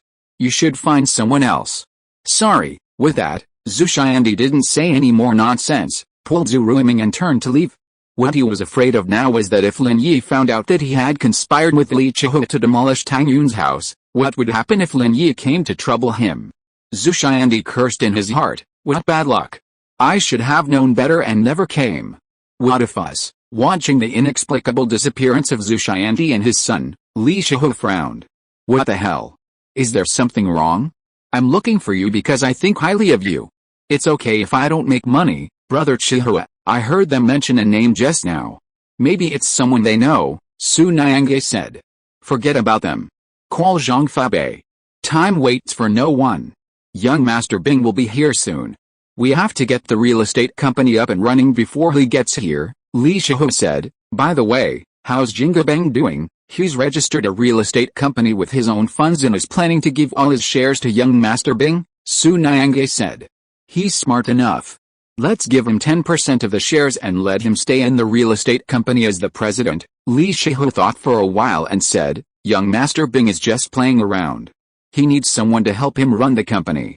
It just so happens that he's a relative of Zhang Fabei, so it's convenient to use him. Okay, I'll talk to Jingabeng later. Su Niangue nodded and went to call Zhang Fabei first. Zhang Fabei didn't have as many concerns as Zhu Xiandi. Jingabeng collapsed, and he was looking for another backer. When he heard that Li Shihu was willing to recruit him and Jingabeng to run this real estate company, and that it was for the nephew of the boss behind the scenes, Zhang Fabei agreed without thinking. Due to the specifications of the private seaplane, there is no luggage compartment, so it cannot be checked in. Some dangerous goods are not allowed on the plane. After passing the security check, the classmates boarded the plane under the organization of Teacher Liu. Many of the students were flying for the first time, their eyes filled with curiosity and excitement. Even those who had flown before had never been on an amphibious aircraft, so everyone was thrilled. The front of this small plane was relatively comfortable, but the seats near the rear were prone to bumps. Fortunately, after the class boarded, only the front rows were full, with only some luggage stowed in the back. Zhong Pinliang and Gao Xiaofu were about to take their seats in the luxurious front row. The first row was spacious, with 4 seats, 2 reserved for Chu Mengyao and Chen Yashu, and the other 2 for Zhong Pinliang himself. As they put their luggage away and were about to sit down, they were pushed by someone behind them, causing them to stumble and nearly fall. Move aside, don't block the way, said Lin Yi, who had already taken the front row seat formerly occupied by Zhong Pinliang. Feng Xiaoxiao followed Lin Yi and took Gao Xiaofu's seat. Zhong Pinliang's face immediately turned green. He wanted to chase Lin Yi away, but he didn't dare. He also wanted to chase Feng Xiaoxiao away, but he didn't dare. Just as his face was changing from gloomy to bright, and he didn't know what to do, Chen Yashu spoke up. Xiao Liangzi, Sister Yao Iao said she likes brave men. Only those who sit at the back of the plane without changing their expression or heartbeat are the bravest. Chen Yashu naturally didn't want Zhong Pinliang to sit in the front row. She wanted to see what would happen between Lin Yi and Feng Xiaoxiao, so she found an excuse to chase Zhong Pinliang away. Really, Zhong Pinliang immediately found a way out when he heard Chen Yashu's words, Xiaofu, then let's sit in the back. The first row is only for timid men. Lin Yi was the only man in the first row, so Zhong Pinliang's words were naturally directed at him. However, he regretted it as soon as he said it. Wasn't he just being mean? Why did he say that for no reason? Seeing that Lin Yi didn't seem to be bothering him, Zhong Pinliang breathed a sigh of relief. He and Gao Xiaofu quickly walked to the rear of the plane and took their seats in the very back. Because it was a private, low-altitude aircraft, there wouldn't be much conflict with civilian airliners. Shortly after boarding, the plane slowly took off. Neither Zhong Pinliang nor Gao Xiaofu had ever been on this kind of small private plane before, and they assumed the rear cabin would be similar to a regular civilian airliner. But once in the air, Zhong Pinliang realized just how uncomfortable it was. The ride was incredibly bumpy, and Zhong Pinliang's face turned a frightening pale. Gao Xiaofu, standing beside him, wasn't much better. Brother Liang, how about we sit a little closer to the front? This is too uncomfortable, isn't it? Gao Xiaofu asked, a little overwhelmed. If you want to go, go by yourself. If I go, what will Chu Mengyao think of me?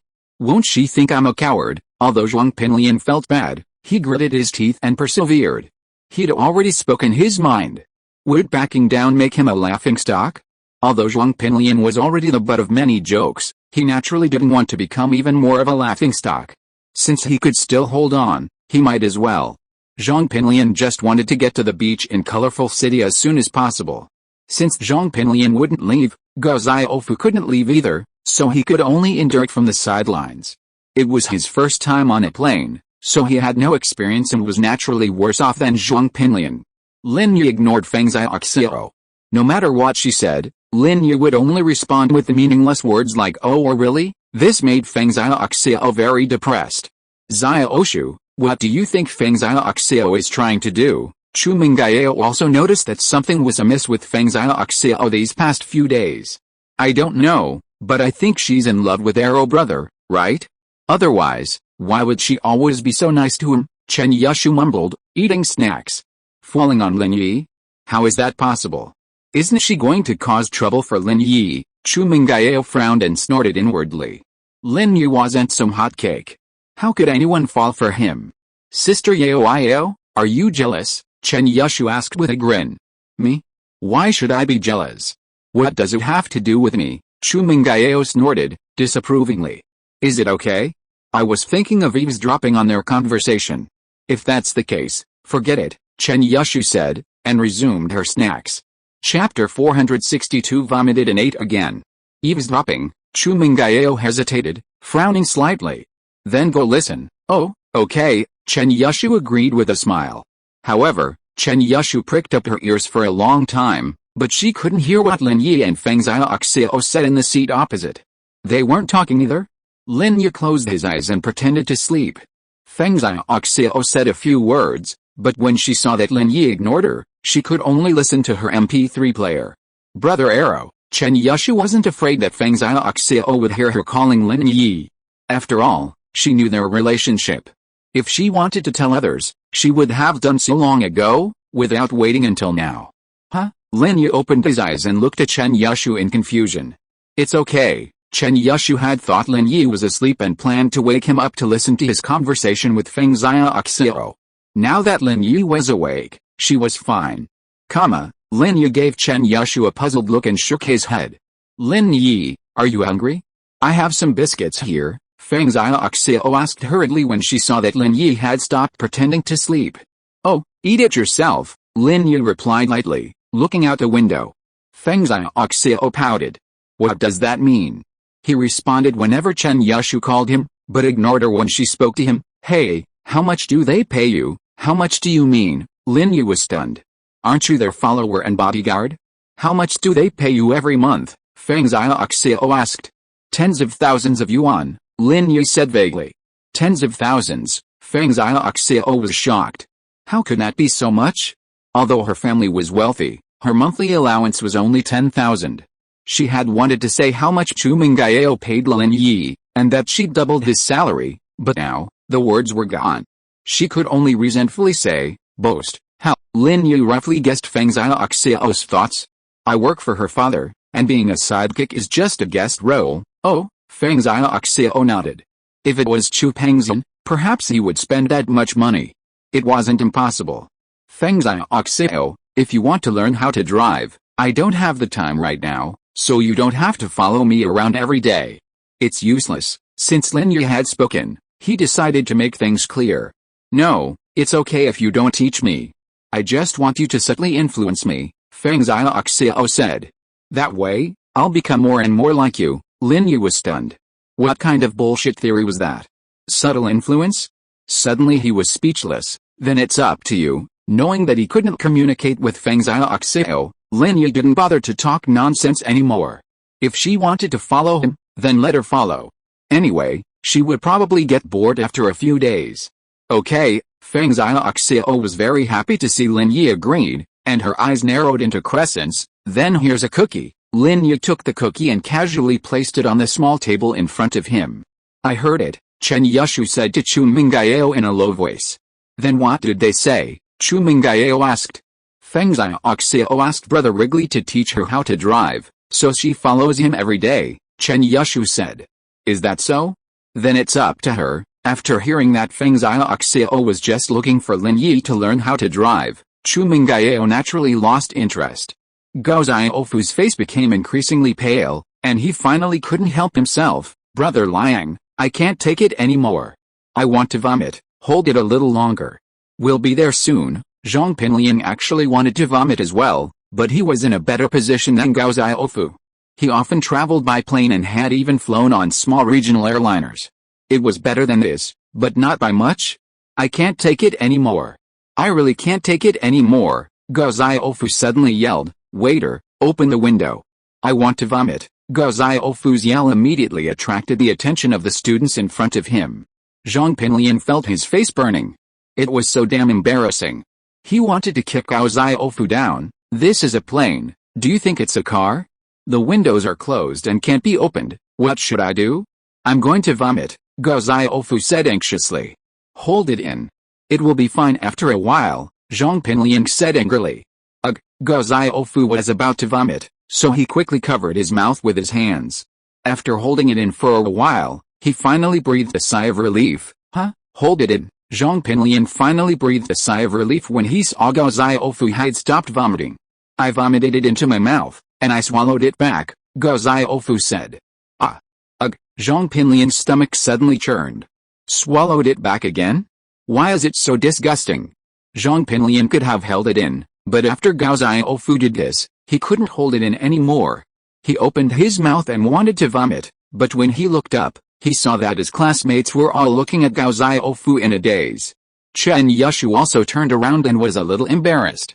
However, the food in his stomach had already reached his throat, and it was impossible not to vomit it out. Zhong Pinliang hardened his heart and could only imitate Gao Xiaofu's way of vomiting into his mouth and swallowing it back. Burp, Zhong Pinliang burped, and waved to Chen Yushu with a smile on his face. Look, I'm fine, but Gao Xiaofu is not. Seeing that no one noticed, Zhong Pinliang finally breathed a sigh of relief. He was smart. Although he swallowed the vomit back, no one else noticed. Brother Liang, my stomach is uncomfortable and I want to have diarrhea, Gao Xiaofu said again after a while. Why are you so troublesome? One moment you want to vomit, and the next you want to have diarrhea. Zhong Pinliang was a little anxious. Brother Liang, you can't blame me for this. I didn't vomit it out, and I swallowed it back, so naturally I have to have diarrhea, Gao Xiaofu said weakly. There's a bathroom in the front, go by yourself, Zhong Pinliang said helplessly. Gao Xiaofu took 2 steps at a time and ran into the bathroom quickly. Zhong Pinliang regretted letting Gao Xiaofu sit in the back of the cabin. It really damaged his wise image. But why did his stomach hurt so much? Zhong Pinliang was suddenly startled, and he swallowed back what he had just vomited. Could he have diarrhea too? Thinking of this, Zhong Pinliang was frightened and quickly got up and ran to the toilet. When he reached the door of the toilet, he remembered that Gao Xiaofu was still inside, so he knocked on the door hurriedly. Xiaofu, hurry up, Brother Liang, what's wrong? Gao Xiaofu asked weakly. I want to go to the toilet too, hurry up, Zhong Pinliang said anxiously. Ah, I'm having diarrhea right now, Gao Xiaofu replied. Zhong Pinliang was sweating all over his head and in so much pain that he could only knock on the door frantically. Chapter 463 The Shark is Coming. Although Gao Xiaofu was anxious, he couldn't just pull up his pants while he was having diarrhea, right? He could only say, Brother Liang, wait a minute, it will be over soon. Zhong Pinliang was so anxious. The toilet of the plane was just in front of the first row of seats. Wasn't Gao Xiaofu deliberately ruining his image? It would be fine if he went directly to the toilet, but now he was walking around holding his stomach like this. Chu Mengyao would definitely laugh at him, right? Puff, Zhong Pinliang let out a loud, stinky fart. He suddenly felt a little embarrassed. His face turned red and he secretly looked in the direction of Chu Mengyao. It stinks so much, Sister Yao, I'm going to faint. Chen Yushu jumped up and shouted, fanning the fart with her hands, Xiao Liangzi, hurry up and find a fart plug. Do you want to suffocate me and Sister Yao to death? Originally, Zhong Pinliang's fart was only heard by the students in the first few rows, but after Chen Yushu publicized it, it immediately became the focus of the cabin. Zhong Pinliang said anxiously.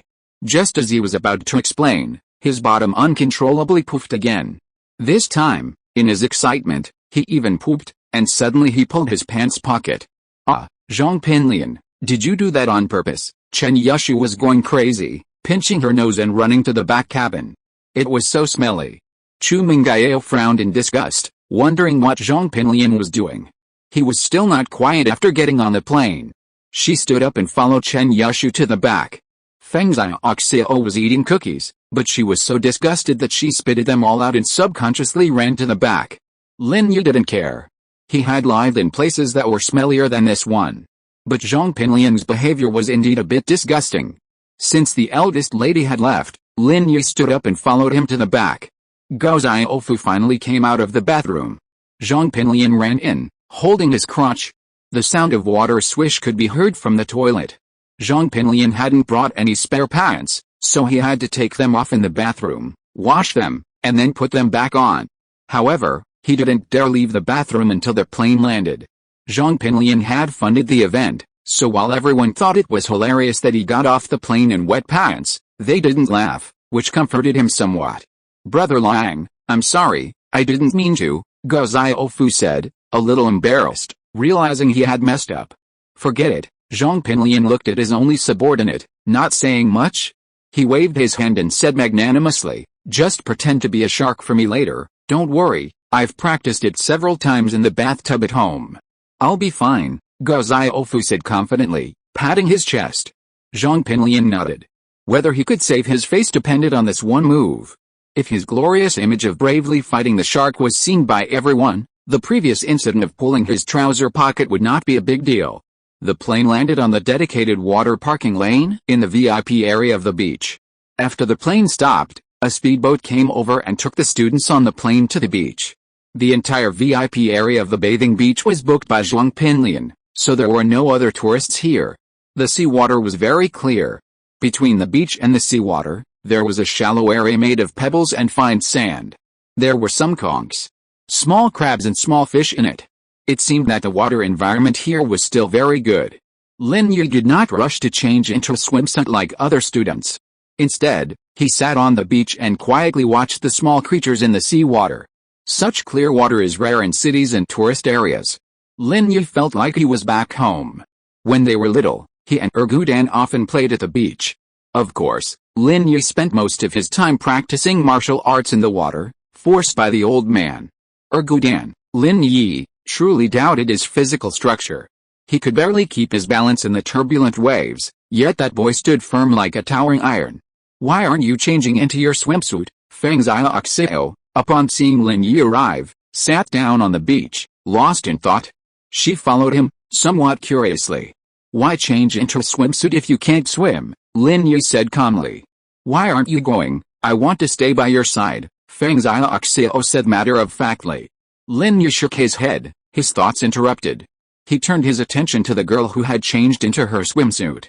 The 18-year-old girl's delicate and charming figure had already developed. Now was a perfect opportunity to feast his eyes. He wondered what the eldest lady and Chen Yashu would look like in their swimsuits. Compared to Chu Mengyao, Lin Yi was more excited to see Chen Yashu in her swimsuit. Although he had seen swimsuit photos of the two, they didn't look as good in person. However, to Lin Yi's disappointment, Chu Mengyao and Chen Yashu didn't change into their swimsuits. Instead, they set up a parasol on the beach. Sitting beneath it, they began unloading snacks from their backpacks. Could it be that these two girls were here for a picnic? Come to think of it, Chu Mengyao and Chen Yashu had frequented the beach, and his computer's hard drive was almost entirely filled with photos from their trips, many of them taken at the beach. "There don't seem to be any sharks here." Chen Yashu looked at the calm waters with some disappointment. "This is a tourist area, so there shouldn't be any sharks," Chu Mengyao said.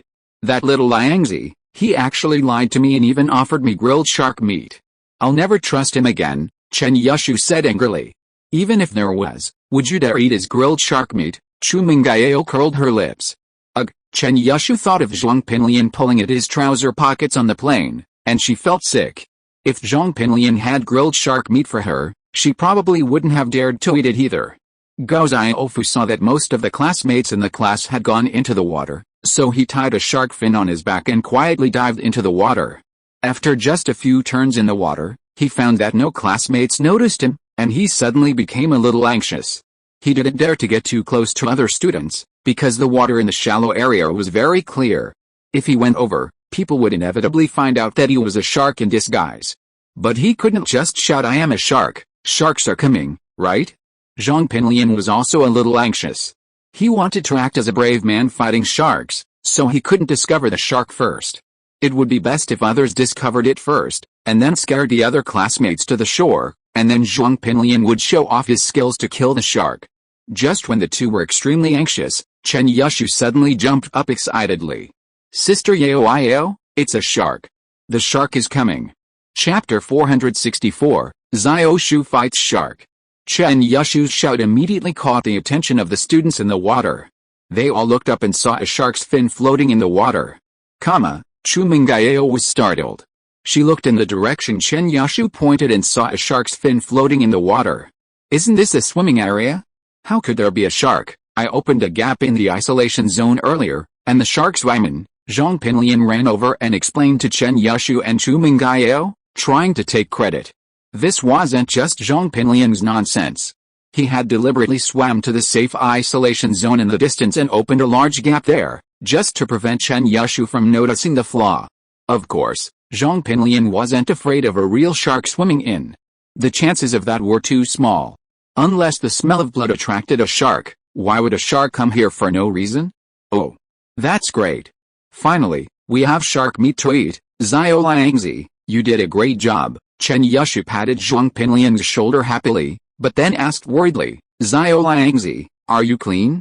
Doesn't it still smell? No, I was in the sea for a long time, it's just salty. Zhong Pinliang was embarrassed and quickly explained. That's more like it, Chen Yashu said, but she still moved a little further away. The students swimming in the sea were terrified by the shark's attack and ran to the shore in panic. Soon, there were no other people in the sea except the shark. Gao Xiaofu also swam closer with confidence. Zhong Pinliang was about to jump in and fight the shark, but he saw Chen Yashu rush over first. Xiaoshu, what are you doing? It's dangerous. Chu Mengyao was startled by Chen Yashu's behavior and hurried to call her. It's okay, I'll go check it out. Chen Yashu had no fear of sharks. The last time a dazed Lin Yi led her to take down a shark, Chen Yashu felt that sharks were nothing special and should be relatively easy to kill, so she wanted to see if she could take down this one. Yet, Xiaoshu, don't go over there, it's too dangerous. Let me catch the shark. Zhong Pinliang was worried that Chen Yashu might notice something if she got too close. However, Chen Yashu ignored Zhong Pinliang's advice and ran straight to the beach. Zhong Pinliang had no choice but to jump in first, fearing Chen Yashu would get too excited and jump in too. Not far away on the beach, Lin Yi looked up at the shark in the sea, then back at Chen Yashu, then lowered his head, ignoring him. Hey, aren't you their bodyguard and henchman? There's a shark in the water, why aren't you protecting Chen Yashu? Pengzhan looked at Lin Yi's actions with some surprise. I'm here with Zhong Pinliang, so I won't go. Lin Yi smiled. Pengzhan originally thought that Lin Yi would rush forward, thus exposing his relationship with Chu Mengyao and Chen Yashu. However, Lin Yi did not seem to have any intention of going. If there is danger, he will run faster than a rabbit. Oh, since you know that, then why should I go? Zhong Pinliang would have run away if there was danger. Do you think he looks like he is in danger now? Lin Yi asked. That's not the case, Pengzhan nodded. Besides, is that a shark? Lin Yi sneered. Do sharks swim like that? And can they move horizontally? That shark is too awesome, right? It's not a shark? What is it? Pengzhan was stunned, not knowing what Lin Yi meant. We'll know after we take a look. Lin Yi was not sure what was in the sea. But it didn't look like it was controlled by a machine, but more like a person. Zhong Pinliang jumped directly into the sea, pointed at the shark, and roared, "You bold shark, how dare you come here? Why don't you die quickly?" Wow, I didn't expect Zhong Pinliang to be so brave, actually daring to fight a shark. The students on the shore, unaware of the situation, exclaimed in admiration, making Zhong Pinliang feel a little elated. Xiaoshu, let's get away. It's too dangerous here. Chu Mengyao pulled Chen Yashu away from the beach. Sister Yao, watch me. Chen Yashu, unfazed, simply retrieved a large pebble from the sea and shouted, Xiaolian, get out of the way. Zhong Pinliang jumped in shock. Turning around, he saw a massive oval object hurtling towards him. Zhong Pinliang instinctively dodged, and the oval object slammed into the shark in the sea with a loud bang. Ah! Gao Xiaofu screamed as the pebble hit his forehead. Blood spurted out, instantly dyeing the nearby water red. Yet, I killed the shark. Chen Yashu danced with joy. She hadn't expected to land a hit, sending blood gushing out of the shark. Why did I hear a scream just now? Can sharks scream? Chu Mengyao stared into the sea in confusion, as if trying to discern something. That was me screaming. Zhong Pinliang was startled and quickly explained. He was a little worried, wondering if Gao Xiaofu had been killed. You screamed? I hit a shark, so why did you scream? Chen Yashu asked curiously. The shark was in pain, and since it couldn't scream, I screamed for it. Yes, for it, Zhong Pinliang explained with a dry laugh. Is that so? Chen Yushu nodded. Xiao Liangzi, hurry up and fish out the shark I killed. I want to eat grilled shark meat. That's great. Zhong Pinliang was very upset. He had wanted to show off his skills, but Chen Yushu got there first. What a waste of preparation. Zhong Pinliang dived into the water and saw Gao Xiaofu covering his forehead with a grin on his face. However, he looked fine, with only minor skin injuries. He breathed a sigh of relief and pointed to a frozen shark that had been prepared at the supermarket. He motioned for Gao Xiaofu to push the shark from behind while he pulled it out. Gao Xiaofu endured the severe pain in his head and helped Zhong Pinliang push the shark ashore. Then he quickly dived back into the water and found a place to go out to sea. This shark is quite big. Chen Yushu excitedly ran to the shark and poked it with her finger. Huh? Why is this shark so cold? It looks like it just came out of the refrigerator.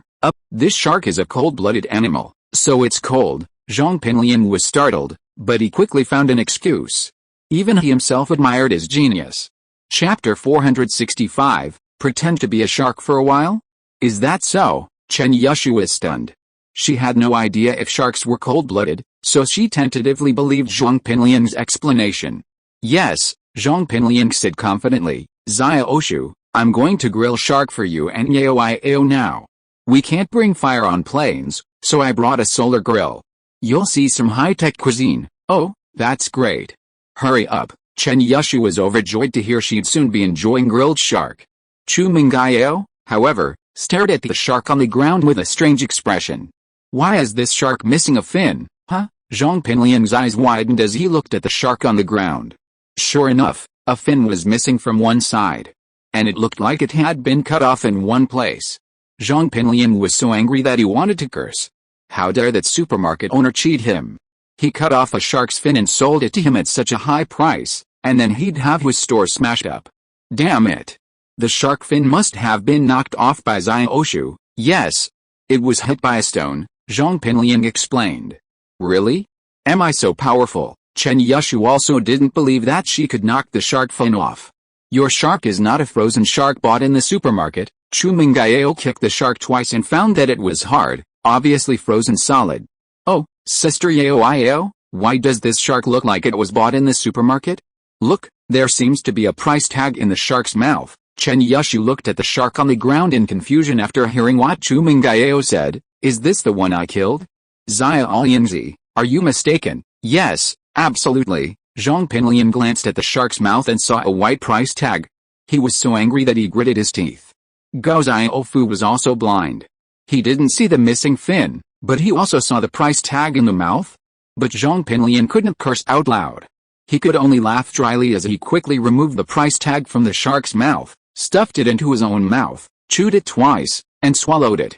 That's not a price tag, it's scallop meat. Delicious. As the saying goes, people die for money, and birds die for food. This shark must have swum into the shallows, intending to feast on scallops, only to be killed by Xiaoshu's heroic stone. Afraid the two would discover something else, Zhong Pinliang quickly changed the subject. Scallop meat? So you're eating it raw? Chu Mengyao felt even more suspicious. This is something a shark would risk their lives to eat. How could it not be delicious? Ugh, I'm so quick to talk. This delicious food should be left to you, Yao, Zhong Pinliang said quickly. Then you should eat it yourself. Don't call me Yao, it makes me uncomfortable, Chu Mengyao reminded him. Didn't Xiaoshu call you Yao? Zhong Pinliang couldn't help but ask. Xiaoshu calls me Sister Yao, why don't you do the same? Chu Mengyao glared at Zhong Pinliang and said coldly. Well, forget it then. Zhong Pinliang didn't want to become Chu Mengyao's younger brother. Would that make it even harder to pursue her? Laughing, Zhong Pinliang said, I'm going to grill some shark. All the boys in our class, come over here and let's carve it up. Everyone's going to get a share when it's done, although some of the classmates, like Chu Mengyao and Chen Yushu, were somewhat skeptical about the shark's origins. Hearing that it would be grilled and everyone would get a share, no one bothered to do anything disgusting. They all started helping Zhong Pinliang, and their resentment towards him diminished considerably. Zhong Pinliang prepared the solar grill and waited anxiously for Gao Xiaofu. After a while, he saw Gao Xiaofu running over with a piece of clothing wrapped around his head. How are you? Zhong Pinliang asked quietly. Luckily, it's just a scratch on the forehead, a minor cut, Gao Xiaofu said. Why don't you hold on a little longer before sinking? I haven't even shown my bravery yet, and you've already sunk. I'm so embarrassed. I haven't even shown my bravery at all, Zhong Pinliang complained. Brother Liang, there's nothing I can do. Chen Yushu is so fierce. She threw a rock at me. If I don't sink quickly, I'll be dead if she throws another rock, Gao Xiaofu said with lingering fear. That's true, but who knew Chen Yushu was so proactive? Zhong Pinliang shook his head. How about I pretend to be a shark again later? Gao Xiaofu asked cautiously. Okay, we'll talk about it later, Zhong Pinliang nodded. Now let's set up the grill and get ready to grill. After Zhong Pinliang and Gao Xiaofu set up the grill and waited for a while, it still didn't heat up. Zhong Pinliang became anxious. What's wrong with this thing? Why isn't it working? Not enough solar energy. Gao Xiaofu looked up at the sun and said cautiously. What should we do then? Zhong Pinliang took a look and saw that the sky was indeed a bit cloudy. It's okay, there's a hand crank assist. I'll crank it over here, and you blow on the charcoal and the grill. Once it's lit, everything will be fine, Gao Xiaofu said. Okay, Zhong Pinliang nodded and began blowing air into the stove, while Gao Xiaofu bit the assist device hard. After a long time of struggling, Zhong Pinliang's mouth was almost swollen from blowing, and there was no smoke from the charcoal, and Gao Xiaofu's arms were sore from cranking. Why didn't you even light the fire? Chen Yushu watched the boys cut up the shark and were about to cut it into small pieces, while Zhong Pinliang hadn't even lit the stove. What kind of stove is this? It's a new one. I bought it on TV shopping. Brother, you recommended it, Gao Xiaofu said proudly. You can trust something you bought on TV shopping. Chen Yushu's eyes widened. This, Zhong Pinliang almost kicked Gao Xiaofu to death. He thought it was some high-tech product, but it turned out to be an unreliable TV shopping. Brother Liang, don't be angry, it will be fine soon. I'll try harder, Gao Xiaofu said, and he increased the speed of shaking his hands. He couldn't help but sweating profusely. Xiaofuzi, why do you look like an Indian chief? There's something wrapped around your head, Chen Yushu said, and wanted to pull the clothes on Gao Xiaofu's head. Don't. This means struggle. You see on TV, those who want to make progress have a cloth wrapped around their heads. Am I not struggling to light the stove? Gao Xiaofu explained quickly. Oh, so, then shake it faster, faster, Chen Yushu encouraged. I'm hungry. Sister Yao said that if it's not ready yet, find someone else to roast it. If you're listening to this novel on a channel other than Fanfic World, it means they downloaded and uploaded it without effort. We cordially invite you to visit our channel, Mundo Fanfic Novelis. There you'll find the original version of this story and you can explore many other novels of various genres. We're waiting for you to immerse yourself in a world of incredible novels. Chapter 466, This is drilling wood to make fire. Right away, Zhong Pinliang became anxious when he heard that Chu Mengyao wanted to ask someone else for help. Xiaofu, didn't you eat breakfast this morning? Try harder. I ate, and I vomited again. No, I didn't vomit, I had diarrhea, Gao Xiaofu said. Zhong Pinliang's face darkened, and he felt embarrassed. This guy was really talking about something that was irrelevant. He had diarrhea, didn't he have diarrhea too? And he even vomited in his trouser pocket? Afraid that Chen Yushu would laugh at him again, Zhong Pinliang said, Don't talk nonsense, shake it hard. As he said that, Zhong Pinliang also increased the force of blowing, and blew air at the charcoal in the stove with a whoosh. Okay. I'll try my best. Gao Xiaofu gritted his teeth and increased the speed of shaking his hand again. With a bang, a flame spurted out of the stove. Zhong Pinliang screamed and the smell of roasted pig hair came. Zhong Pinliang's hair was singed, and a black mark on his face.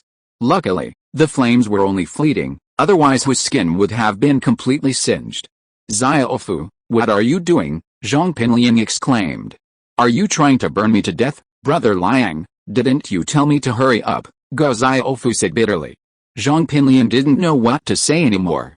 It was indeed he who had told Gao Xiaofu to hurry up, so he said with a sullen face, then keep going. The results are good. I think we're almost there, okay. Give it a little more power. Gao Xiaofu nodded, roared, and began cranking the power lever again. However, this time, Zhong Pinliang didn't dare get too close, so he had to blow from a distance, which naturally made the effect much less effective.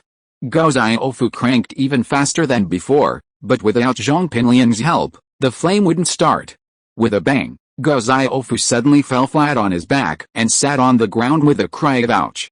Fortunately, it was on the beach, otherwise he would have been hurt. What happened to you? Zhong Pinliang was furious. He wanted to show off in front of Chu Mengyao, but problems kept occurring. Either he messed up here or there. It's broken, Brother Liang, the handle is broken. Gao Xiaofu held up the joystick with a sad face. Broken, Zhong Pinliang was furious. What kind of rubbish did Gao Xiaofu buy? It was really embarrassing. Oh, you two are so unreliable? Chen Yushu glanced at Zhong Pinliang and Gao Xiaofu, shook his head in disappointment, turned around, and saw that smoke was rising from Lin Yi's side. He said happily, I'll go find someone else. Look, they have already started a fire. After that, Chen Yushu ran away. Zhong Pinliang frowned, because the person next to the fire was actually Lin Yi. Brother Liang, aren't we not allowed to bring fire on planes? Where did he get the fire? Gao Xiaofu asked, somewhat curiously. Right. They're not allowed to bring fire on planes. He must have brought it secretly. Let's go report him. Zhong Pinliang spent a long time trying to light a fire, but he was furious. Seeing Chen Yushu and Chu Mengyao running towards Lin Yi, he suddenly became anxious. Let's go find him. Lin Yi had caught a few clams and crabs from the sea and prepared to grill them. He had no interest in shark meat, so he went alone, got some branches, and built a fire to grill the clams. Lin Yi rarely spoke to anyone else in the class except Kang Xiaobo, so no one thought his aloofness was a problem. Boss. I caught a lot of clams again. Do you think it's enough? Kang Xiaobo placed the clams in his pocket on the beach next to Lin Yi. That's more than enough for the two of us, Lin Yi said after taking a look. And me, Feng Xiaoxiao was a little anxious. I want to eat it too. If you want to eat it, go get it yourself. Lin Yi glanced at her and said lightly. Who does this girl think she is? She wants to get something for nothing? Oh, Feng Xiaoxiao stood up with a sense of grievance and walked towards the beach. She was very angry. Why was Lin Yi so rude to her? Could he be a little nicer? When she got to the beach, Feng Xiaoxiao became even more depressed. Almost all the clams in the shallow water had been taken away by Kang Xiaobo.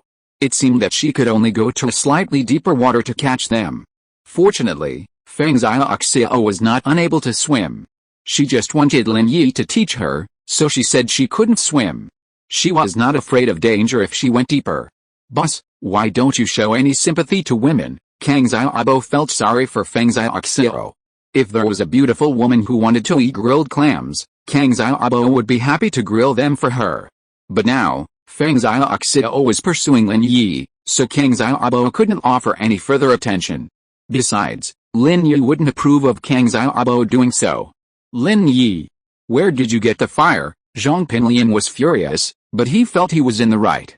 He'd found the plane himself, so he had the right to question Lin Yi, and so he became more assertive. Lin Yi frowned, glanced up at Zhong Pinliang, and said calmly, what's it to you, you? Zhong Pinliang was immediately furious. He had come to call him to task, but Lin Yi had just spoken back. But Zhong Pinliang wouldn't back down at this point. Pointing at Lin Yi, he demanded, you're not allowed to bring fire on planes, yet you brought matches and lighters? Are you trying to put our entire class at risk? Do you think I can call the police and have you arrested? Zhong Pinliang immediately elevated Lin Yi's actions to the level of the entire class's safety. Some of the students who had previously viewed Zhong Pinliang as arrogant and domineering now sided with him. Yet, you brought a fire source. Didn't that put everyone in a difficult position? Which eye of yours saw me carrying a lighter and matches? Lin Yi sneered. I think you're just looking for trouble. How did you start a fire without a fire source? Zhong Pinliang was certain that Lin Yi must have used a fire source, otherwise, he wouldn't have any fire-making equipment nearby. My boss made fire by rubbing two sticks together. Kang Xiaobo was not happy. Zhong Pinliang had accused Lin Yi of using a lighter or matches to start a fire. Drilling two sticks together to make fire, Zhong Pinliang was stunned, then burst into laughter. Are you kidding me? Drilling two sticks together to make fire? Why didn't you say you used the magnifying glass to light it? You didn't learn elementary school, did you? You didn't know you could make fire by rubbing two sticks together. Kang Xiaobo rolled his eyes, not wanting to pay attention to Zhong Pinliang. Then drill another one and let me see.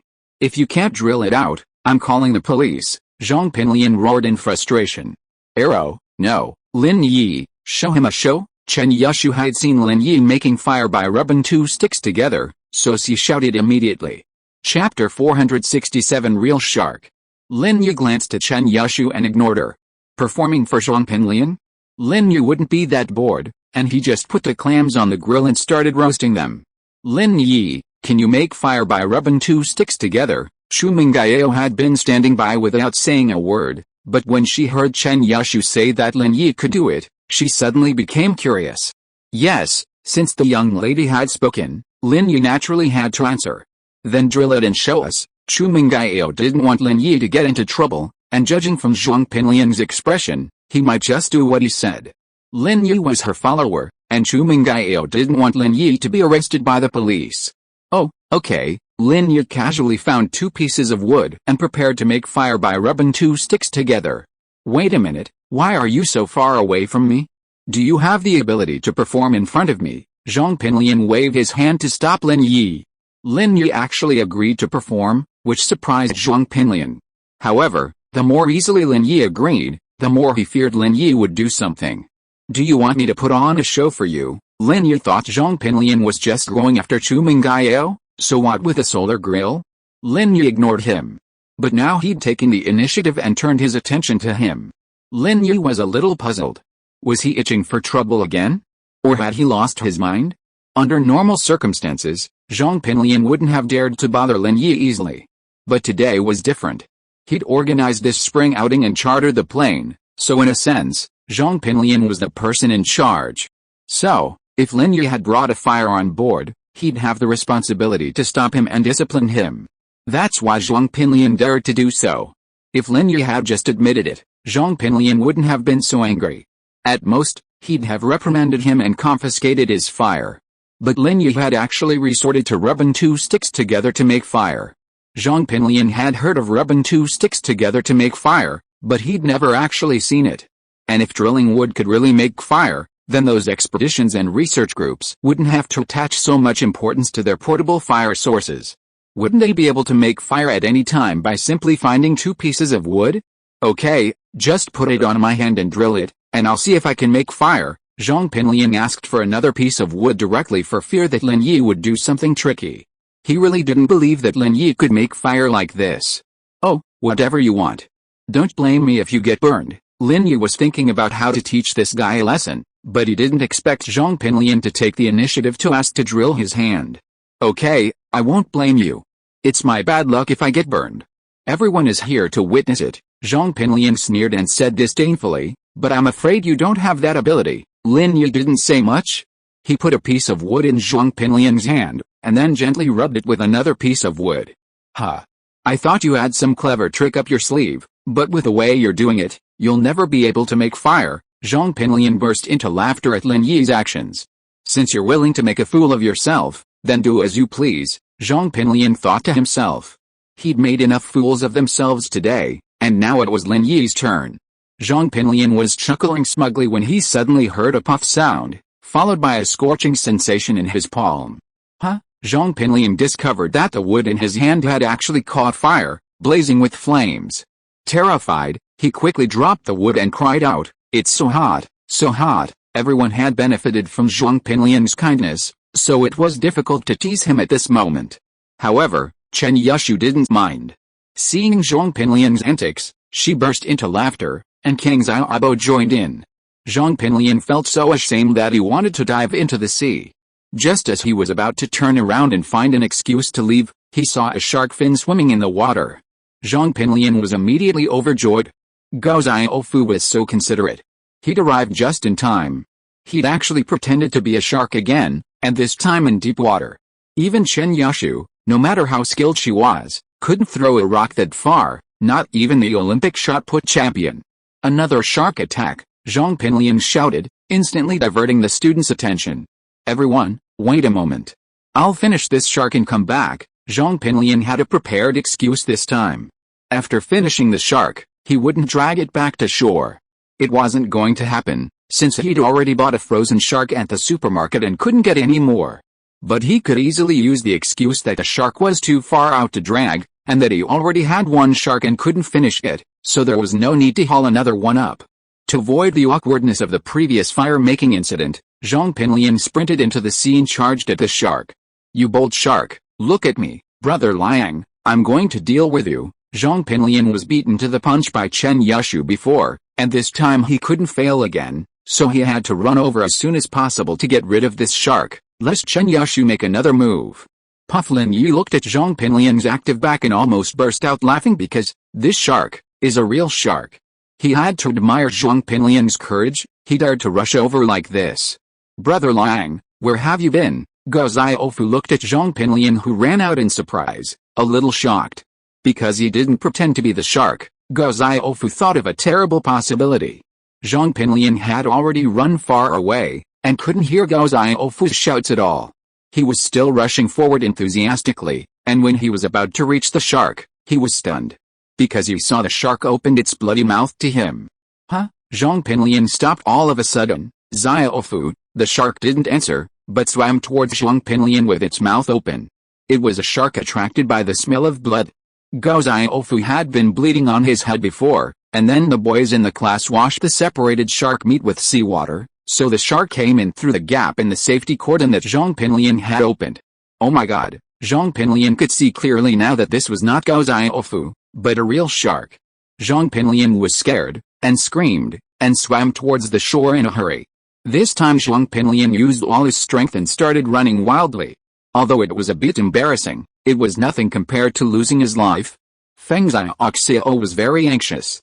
When she was fishing for clams in the sea, she accidentally lost a bracelet on her hand. This was a relic left to her by her mother. Pengzhan Group didn't care about fishing for clams anymore, and carefully searched for the bracelet on the seabed. Chapter 468 Lin Yi takes action. Concentrated, Pengzhan Group didn't realize the shark was nearby, being lured toward her by Zhong Pinliang. Zhong Pinliang's eyes suddenly lit up as he swam quickly in her direction, intent on deflecting the shark's attention. Under normal circumstances, Zhong Pinliang wouldn't have dared to do this. After all, he was terrified of her. But now, with his life at stake, he had no choice. He'd rather die than let his friend die.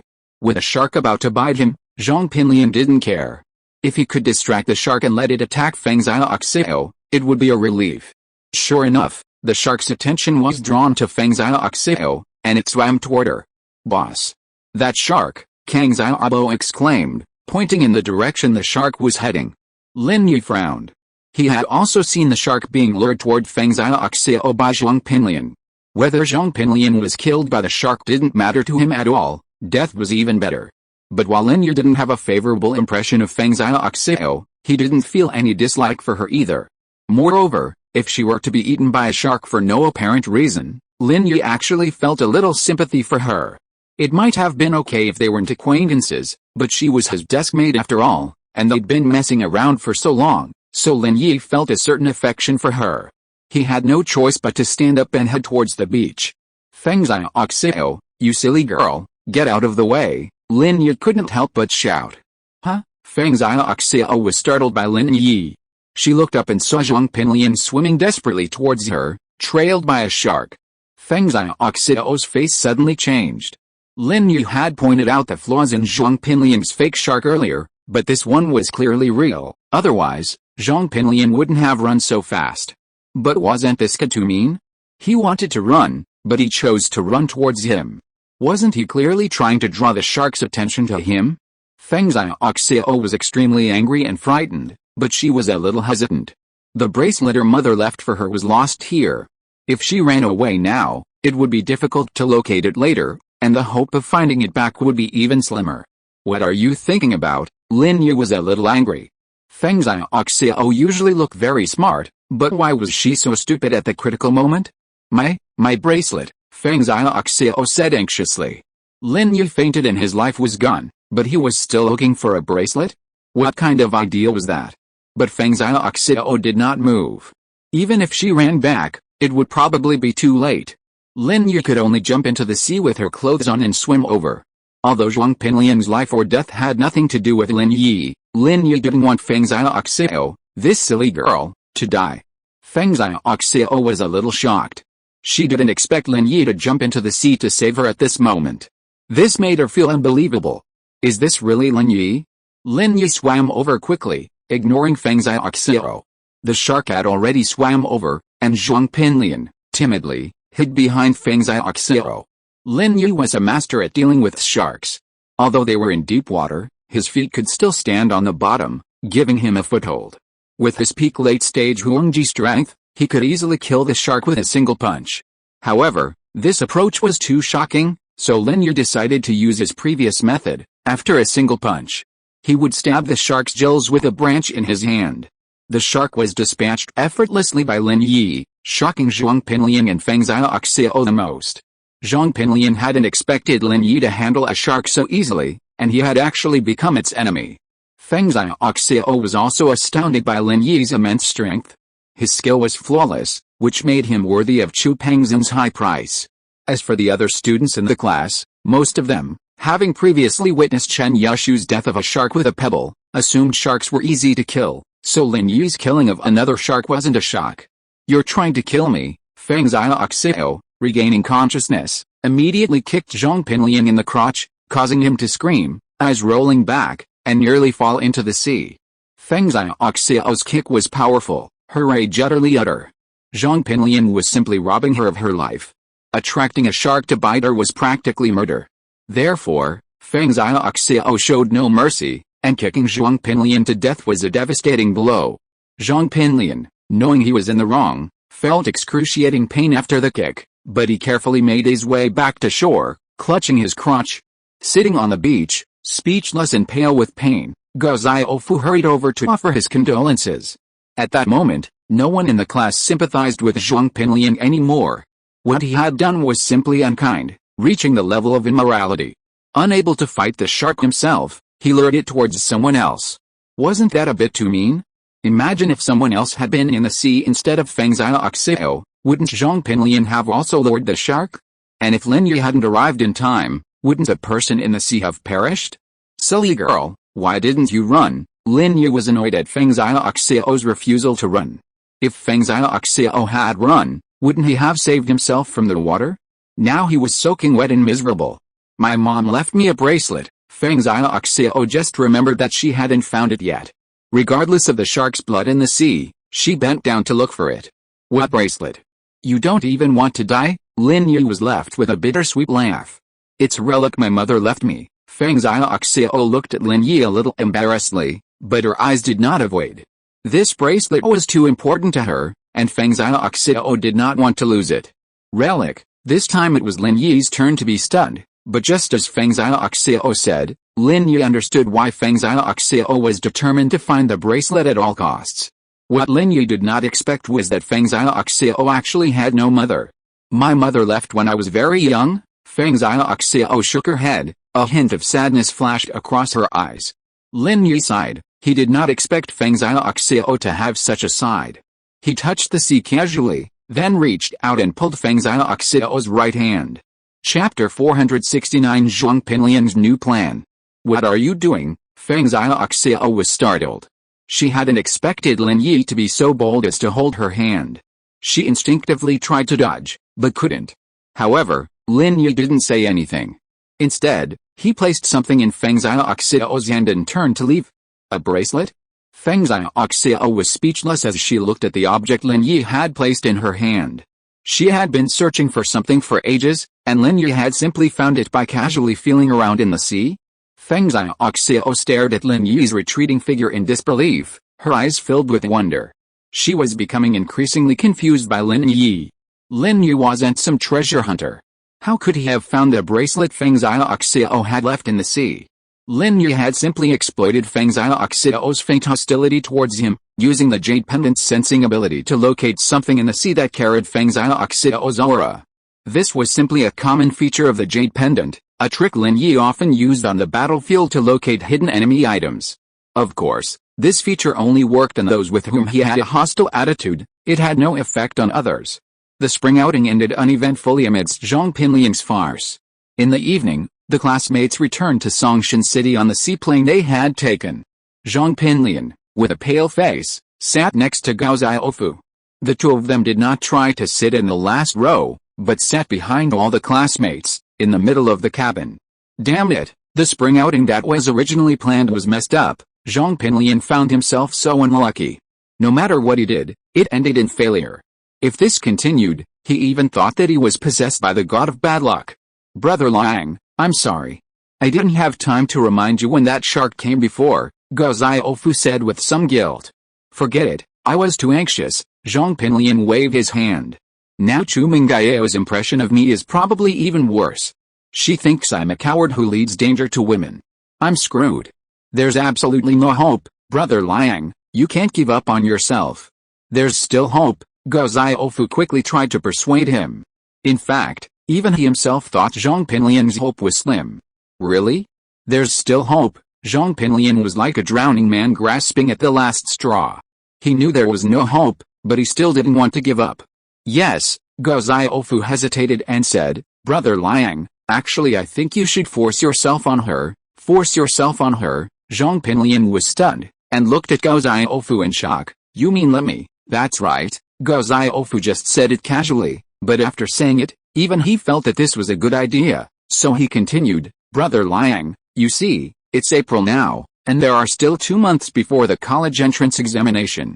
Time is running out. If you don't hurry up, I'm afraid you will have even fewer opportunities after entering college. Once Chu Mengyao wants to fall in love after entering college, what if she finds someone else? Well, you make sense, Zhong Pinliang nodded, but the risk of forcing yourself on her is too great, right? Chu Mengyao's family is not ordinary, and I'm afraid I will end up making things worse. Although Zhong Pinliang had given Zhu Ruiming a similar idea before, asking him to force himself on Tang Yun, that was only for a girl like Tang Yun who had no background or power. But Chu Mengyao was different. If he really forced himself on her, would Chu Pengzhan let him go? Not at all. Guo Xiaofu waved his hand mysteriously. Brother Liang, think about it, what do those upper-class people care about most? It's nothing more than reputation. And if Chu Mengyao really becomes yours, would she dare to sue you? Even if she wanted to, Chu Pengzhan might not agree. This is about his daughter's reputation for life. If this matter gets out, how can Chu Mengyao get married? That's true, but how can I guarantee that Chu Pengzhan won't deal with me in secret? Zhong Pinliang hesitated, still a little worried. Isn't this simple? First of all, Chu Mengyao is yours. I don't believe she doesn't care about these things at all. As long as she cares, you can take advantage of the situation to break through her psychological defenses, Guo Xiaofu said confidently. And secondly, Brother Liang, you must build momentum. Go to Chu Pengzhan's company to build momentum and say that Chu Mengyao is already yours and you are his son-in-law. Let everyone know about this and create this fait accompli. In this way, even if Chu Pengzhan wants to deal with you, it will be impossible, because everyone knows about this. He can only recognize you as his son-in-law to avoid being laughed at. Hey? Xiaofu, you are really capable, right? Zhong Pinliang felt that it was true after listening to Guo Xiaofu's analysis. If handled properly, it is really a good idea. Of course, Brother Liang, if you're really worried about something going wrong, you can do this, Guo Xiaofu spoke with increasing excitement. First, imprison Chu Mengyao. Then, go to Chu Pengzhan and build momentum, claiming she's yours. See how he reacts. If he accepts you as his son-in-law, you can go back and make it a done deal. If he doesn't and wants to deal with you, then release Chu Mengyao and tell him it was all a joke. That way, the risk is much lower. Xiaofu, I really didn't realize you're so clever. Zhong Pinliang had been a little worried, but upon hearing Guo Xiaofu's instructions, he felt reassured. This way, there was no risk at all. Isn't this all thanks to your training, Brother Liang? Guo Xiaofu chuckled triumphantly. Alice, Feng Xiaoxiao kicked my thing down there, and it's all swollen. It looks like I won't be able to use it for a while. You can't force me to have sex with you, Zhong Pinliang said with some regret. Feng Xiaoxiao tightly grasped the bracelet in her hand. She wanted to re-evaluate Lin Yi's strength. Before, Feng Xiaoxiao underestimated Lin Yi too much, so she suffered repeated failures. And it seems that making Lin Yi fall in love with her is not an easy thing. Although Lin Yi rescued her today, Feng Xiaoxiao could feel that Lin Yi did not save her because he had a good impression of her, but out of sympathy. So Feng Xiaoxiao felt that her plan should be slightly adjusted. She was afraid that if she continued to pursue Lin Yi would never like her in his life. It seemed that she had to use some means. Glancing at Lin Yi beside her, Pengzhan hesitated again. He saved her, and if she went to trouble him again, wouldn't that be ungrateful? And most importantly, he also helped her find her mother's bracelet. Chapter 470 Pengzhan Confession. No. He saved me, but what about the humiliation he had put me through before? Absolutely not. I am Pengzhan. When have I ever been so indecisive? Humph, I have already decided to make him pay the price, so I must keep my word. On Monday morning, Lin Yi went to see Tang's father with freshly made shark fins. This kind of thing was not a delicacy for the two young ladies, Chu Mengyao and Chen Yushu. Tang's father was naturally very happy.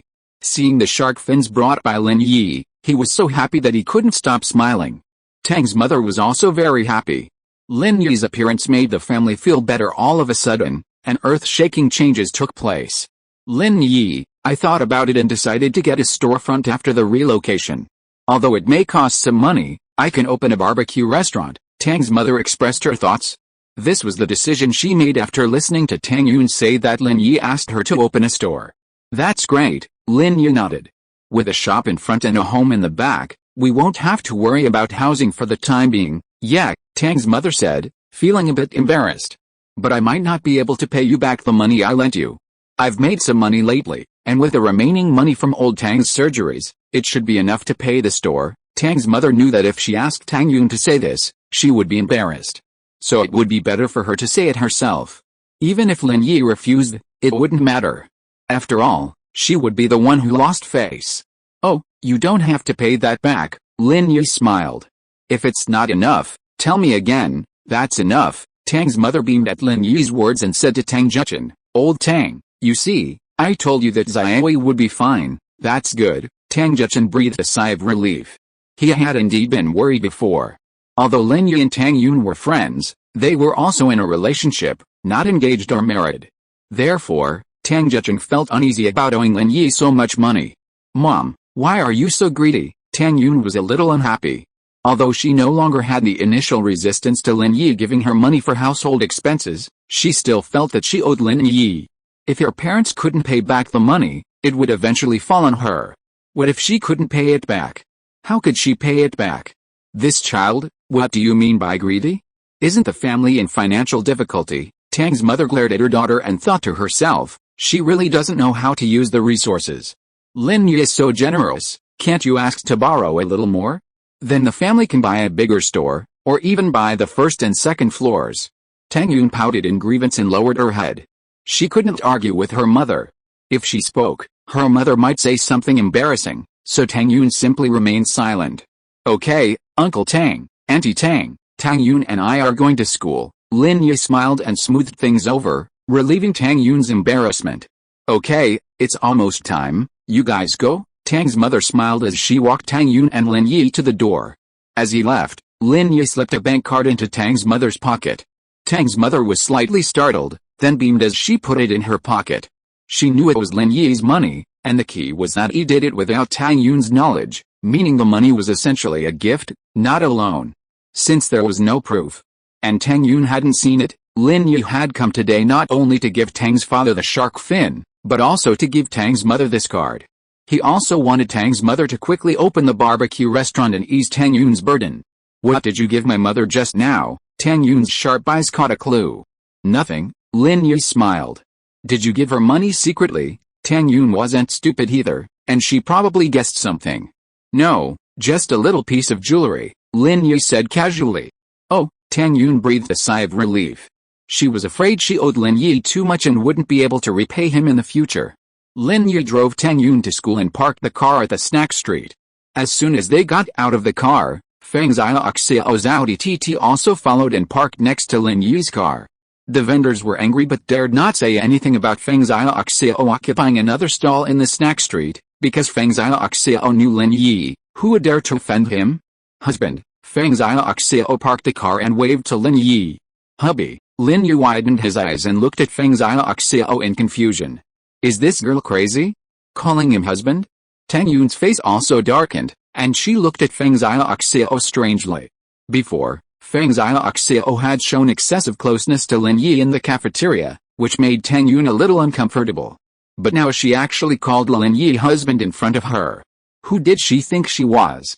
Lin Yi, didn't you say you were going to explain things to her? Feng Xiaoxiao ran over and grabbed Lin Yi's arm.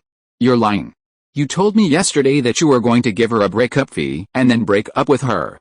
Why are you still with her? Feng Xiaoxiao, are you okay? Lin Yi was furious after hearing Feng Xiaoxiao's inexplicable words. Lin Yi, I think I'm pregnant. Can you take me to the hospital for a checkup? Feng Xiaoxiao didn't answer Lin Yi and continued on her own. Tang Yun frowned and looked at Feng Xiaoxiao. Knowing Lin Yi, she didn't believe what she said, but anyone who heard such words would be skeptical. What's going on? Didn't Lin Yi give you a breakup fee? Feng Xiaoxiao looked at Tang Yun in confusion. Lin Yi and I have known each other for a long time. I felt sorry for you and wanted to make you my mistress, sharing Lin Yi with you, but you didn't know what was good for you, so I had no choice but to let Lin Yi and you go for nothing. Tang Yun was stunned. Although she didn't quite believe Feng Xiaoxiao's words, Feng Xiaoxiao's assurance made it impossible for Tang Yun not to doubt them. After all, reputation is very important to a girl. How could Feng Xiaoxiao, a girl who didn't even have a boyfriend, throw dirty water on herself and say such things?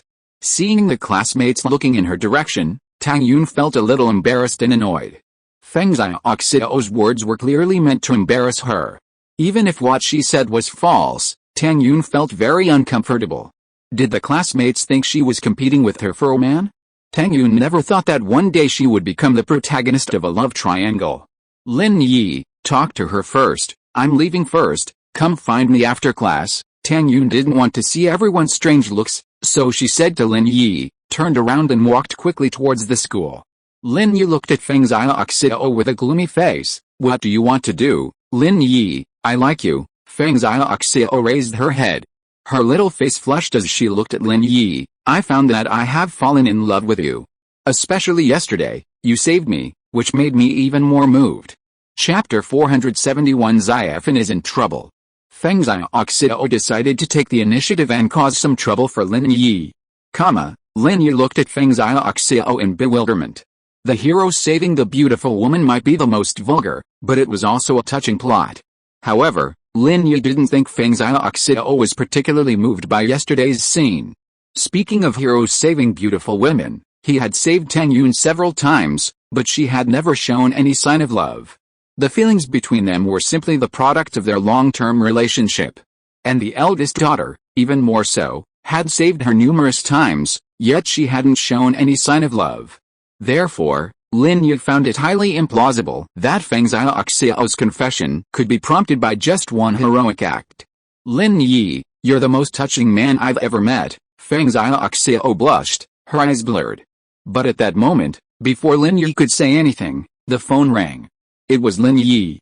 Excuse me, I need to take a call first. Lin Yi gestured to Feng Xiaoxiao to wait, then answered. Feng Xiaoxiao was about to explode with rage. When had she ever been so humble to a boy? She was Feng Xiaoxiao. She once swore that in her short life, she would never bow down to anyone and must live out her true self to make her life worthwhile.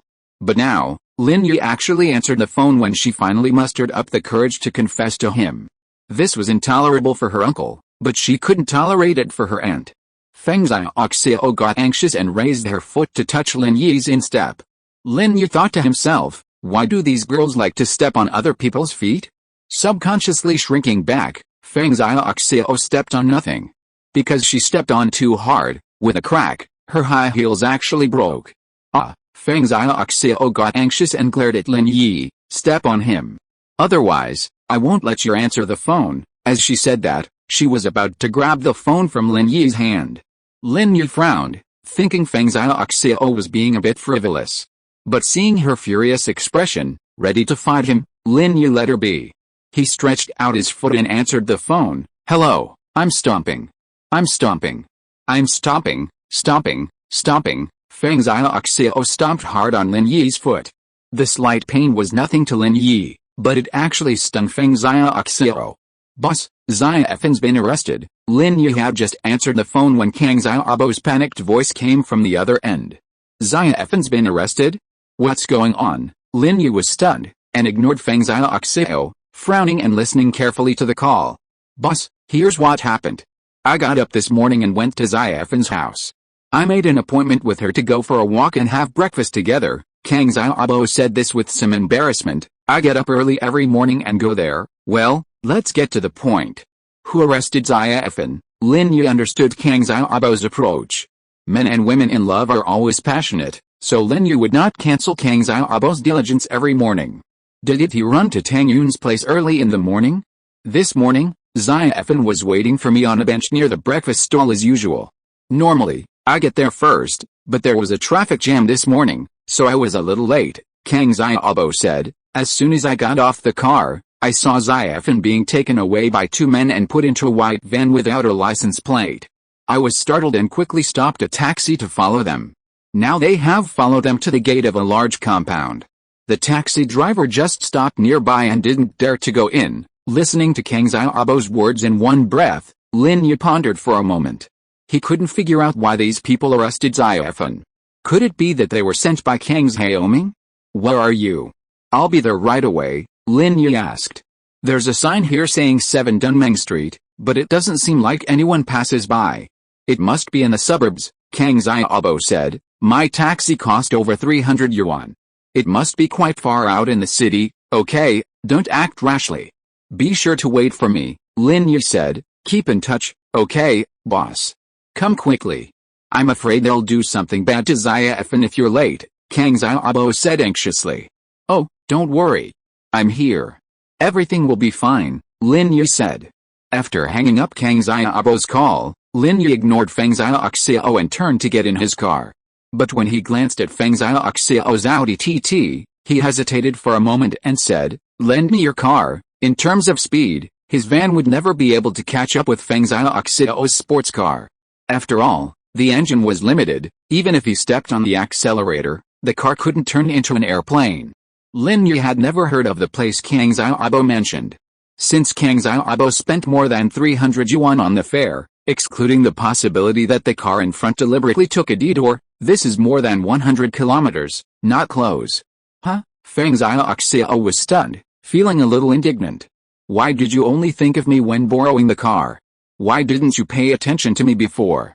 Feng Xiaoxiao snorted and said, you can borrow the car, but I have to be in the car too. If you are not afraid of danger, then follow. Lin Yi didn't have time to waste on talking to Feng Xiaoxiao.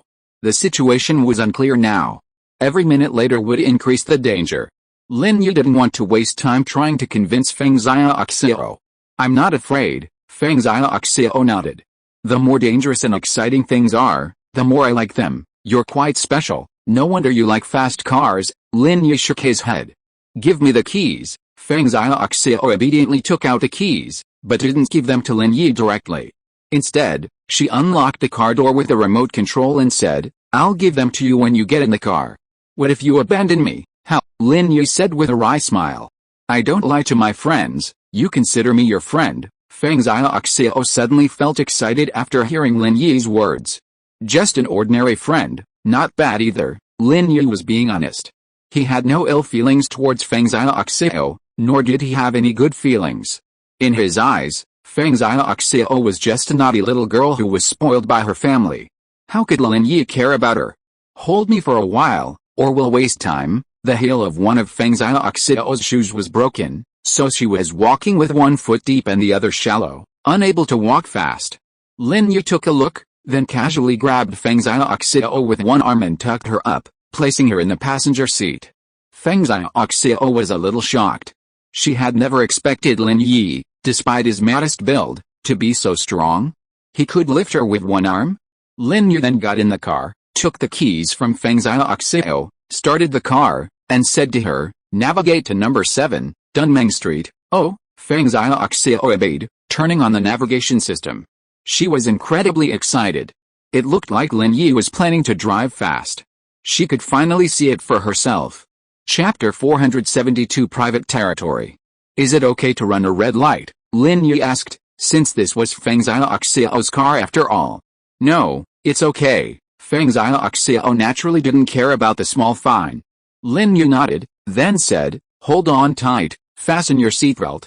Feng Xiaoxiao had initially been a little skeptical about Lin Yi's request to fasten her seatbelt in the city, but the next moment, Feng Xiaoxiao realized she was lucky she had done so.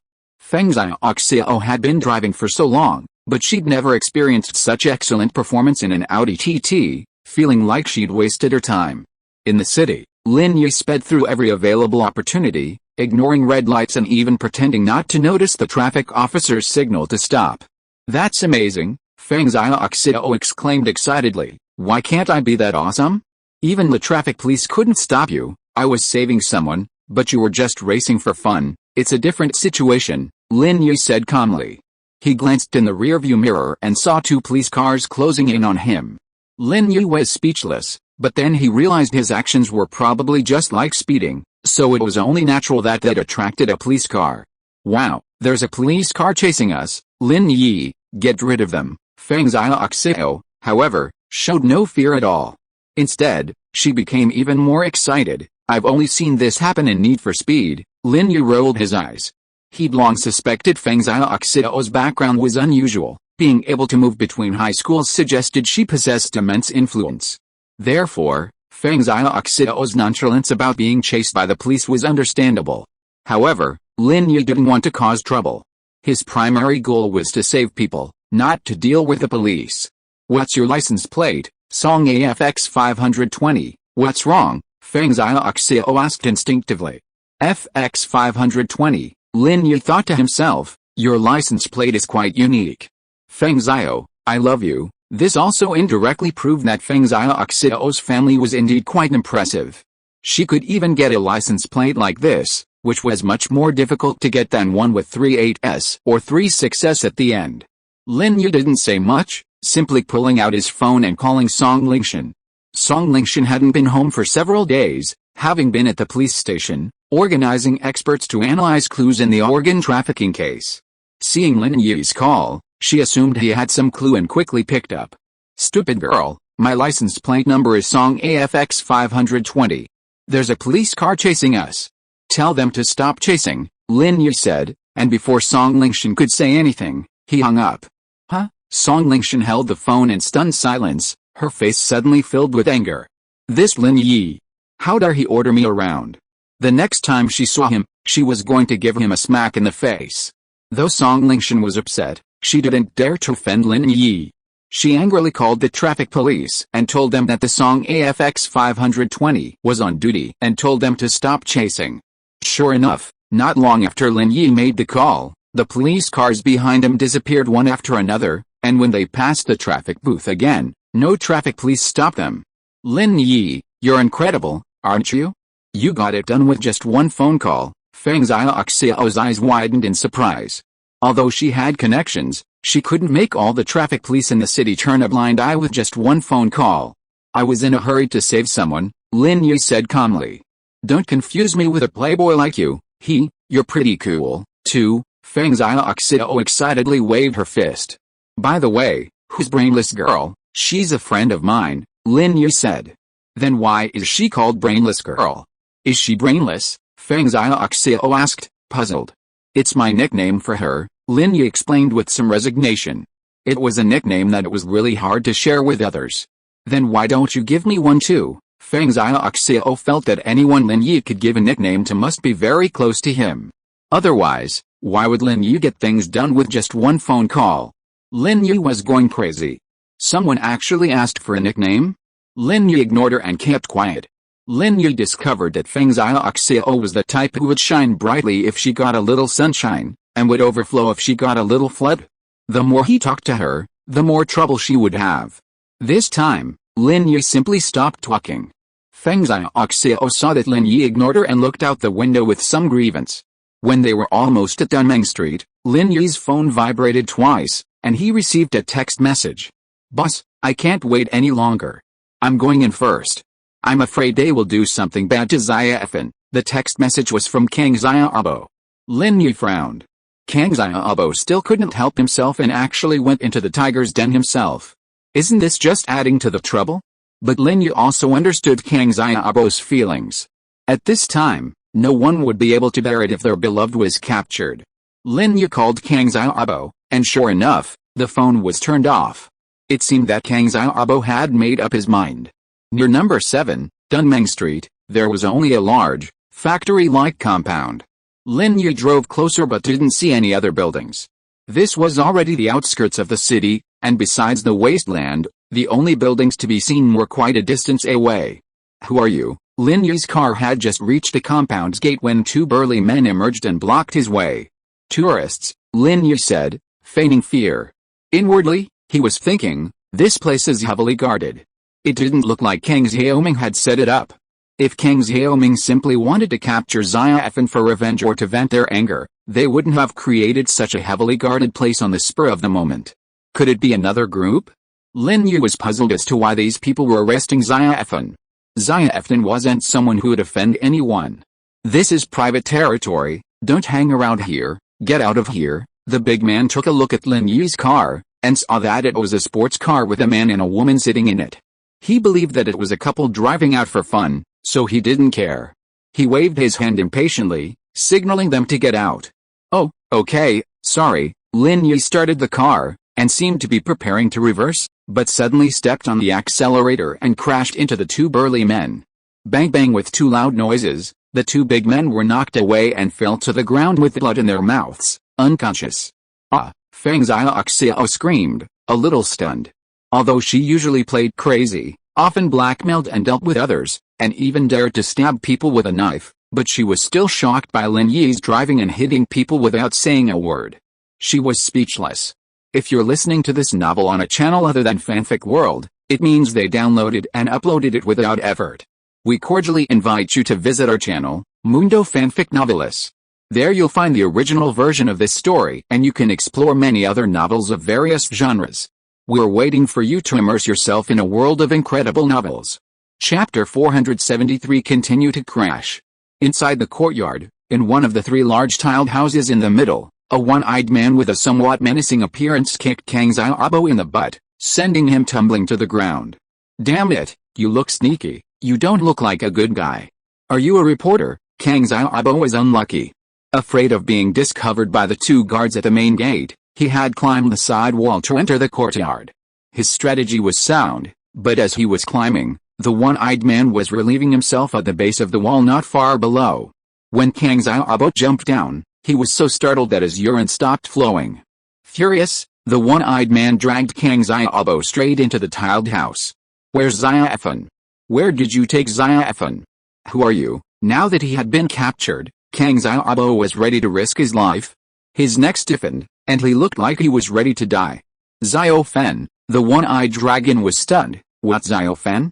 What the hell do you do? You captured my girlfriend and asked me what I do," Kang Xiaobo said angrily. "What do you do? Your girlfriend?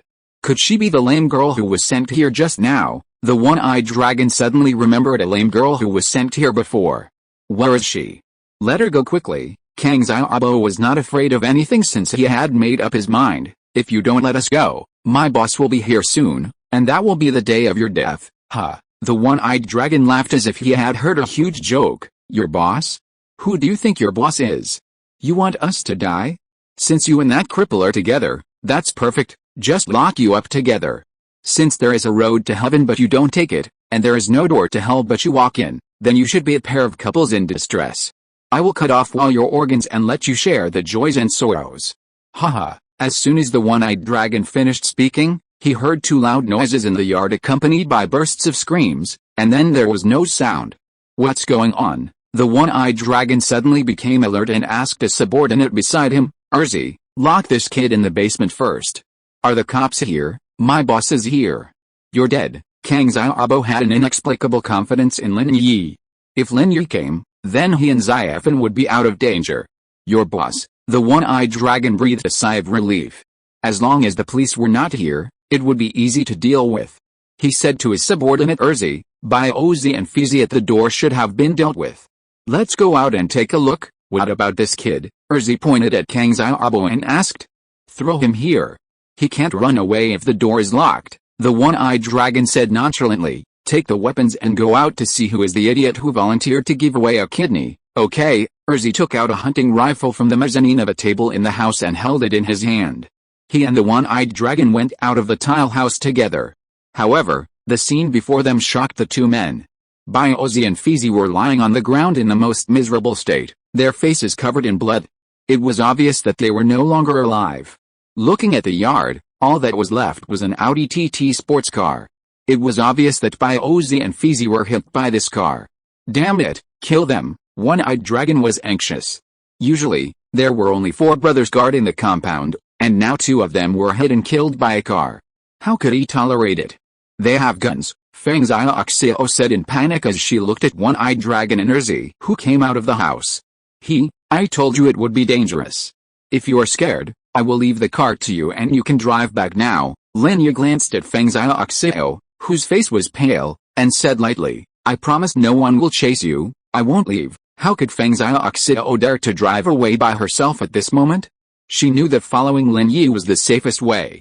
Moreover, although Feng Xiaoxiao was a little scared, she was also a little excited in her heart. At this moment, Lin Yi was like a lone hero in a movie, single-handedly storming into the criminal gang's headquarters, ready to slaughter and wipe out the entire gang. Without further ado, Lin Yi slammed the accelerator the moment Erzi raised his gun. The car did an S-turn across the courtyard, sending Erzi careening off with a thud, his gun flying nowhere. Lin Yi didn't want to oversell his strength in front of Feng Xiaoxiao, so ramming them with his car seemed the best solution. The one-eyed man had assumed that with his gun drawn, the occupants of the car would surrender. After all, the sight of a gun instills a natural fear in everyone, and anyone who wasn't a desperate thug wouldn't act rashly. So, he hadn't expected Lin Yi to dare to drive the car and run over the gun-wielding Erzi as well. Sensing the situation was dire, the one-eyed man wanted to flee. He was only paid to be a guard, and he didn't want to risk his life. He didn't want the money, so he just wanted to escape first. But the next moment, the one-eyed man's vision went black, and he fell to the ground, unconscious. Lin Yi pulled off the one-eyed man's belt, tied his hands, and then used Erzi's belt to tie his legs, and then threw him aside. Lin Yi had already killed 3 people, so he naturally would not leave any survivors. The one-eyed man was obviously a small-time leader, so when he tried to escape, Lin Yi got out of the car and knocked him unconscious. Seeing Lin Yi's smooth and efficient movements, Feng Xiaoxiao's eyes widened, filled with admiration and excitement. If Feng Xiaoxiao had only admired Lin Yi's driving skills before, now she admired Lin Yi as a person. Feng Xiaoxiao asked herself that even the bodyguards around her father could not do it as quickly and easily as Lin Yi, and easily eliminated everyone in the yard. Lin Yi walked to the front of the tile-roofed house in the yard and kicked the door in with 1 foot. The windows of the tiled house were opaque, so King Xiaobo, from inside, had no view of what was happening outside. A loud bang startled him, but when he saw who was at the door, he was instantly overwhelmed with excitement. Boss. You're here, you kid, couldn't you wait for me? What if something happens? Lin Yi scolded Kang Xiaobo. Where's Xiaofen? I don't know. From what they just said, it seems she's locked up in the basement, Kang Xiaobo said. Oh, did they tell me why they wanted Xiaofen? Lin Yi asked as he kicked open a door in the back room. Sure enough, he saw the entrance to the basement. Lin Yi gave a wry smile. He had been overthinking things before, assuming the basement was secretive, only to find it right in front of him. But thinking about the skills of One-Eyed Dragon and the others, Lin Yi felt relieved. They were just the weakest of the thugs.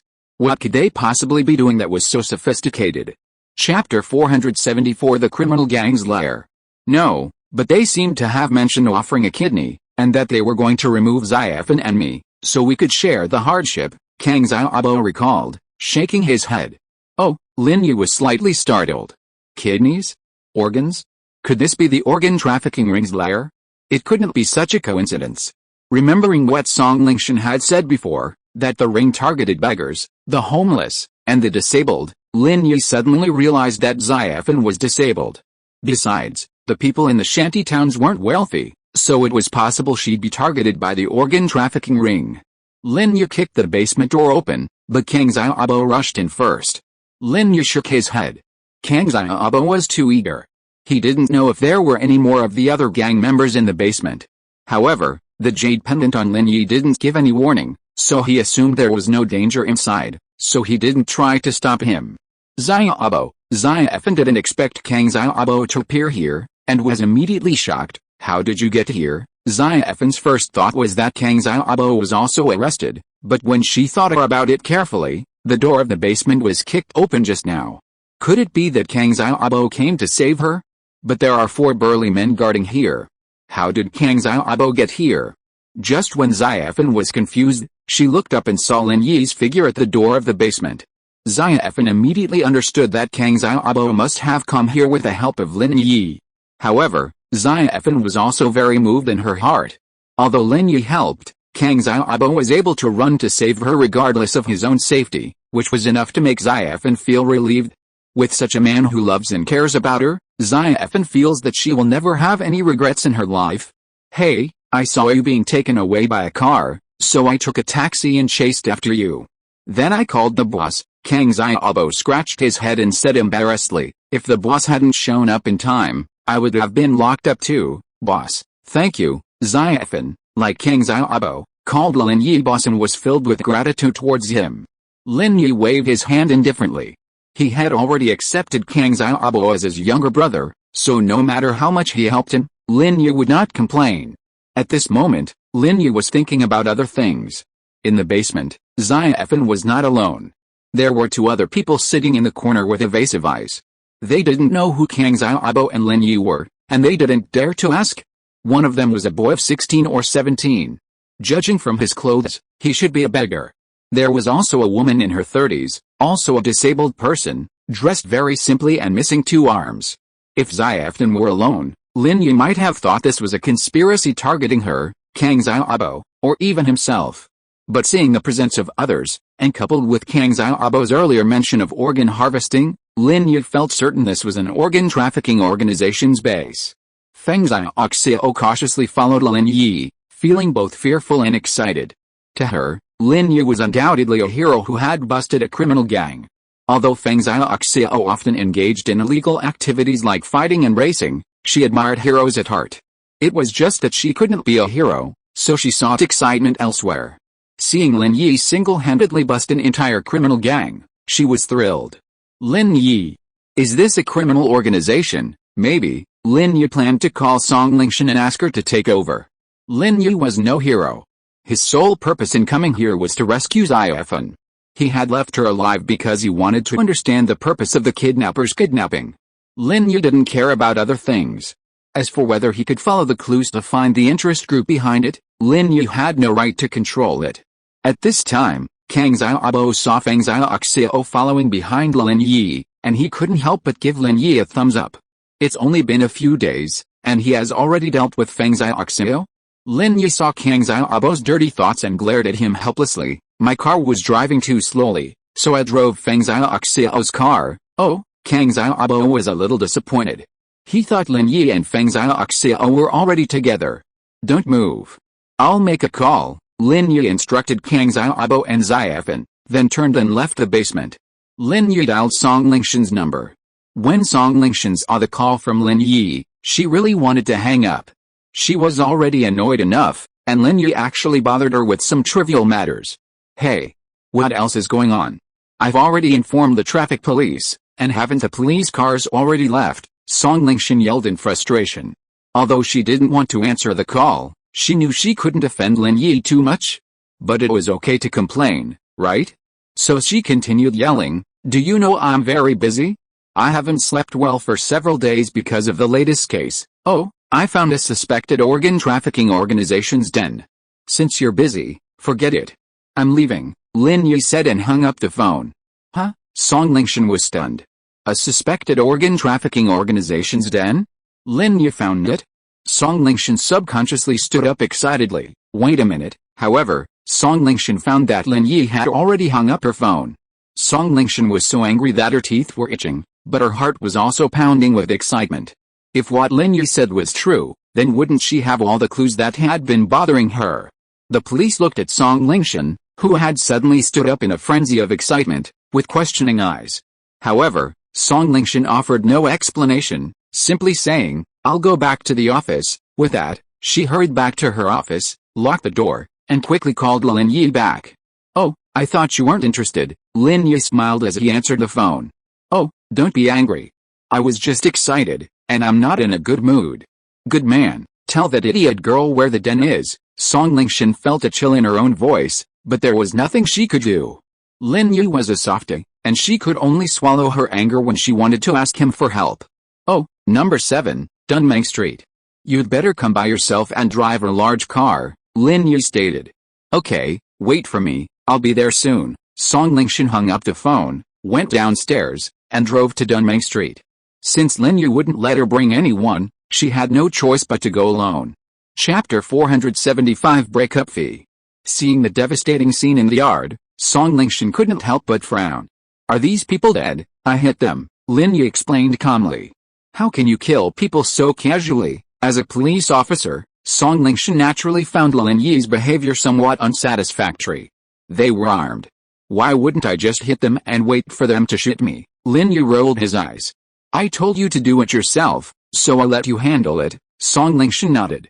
Lin Yi's words made sense, and at least Lin Yi had left one of them alive, which made her happy. After quickly taking statements from Xiafen, the beggar, and the disabled woman, Song Lingshan had them get into the police car, preparing to take them back later. Xiafen went with Lin Yi. The Audi TT's back seat was tight, but Kang Xiaobo and Xiafen had to squeeze in. Leaving Song Lingshan to clean up the scene, Lin Yi drove off.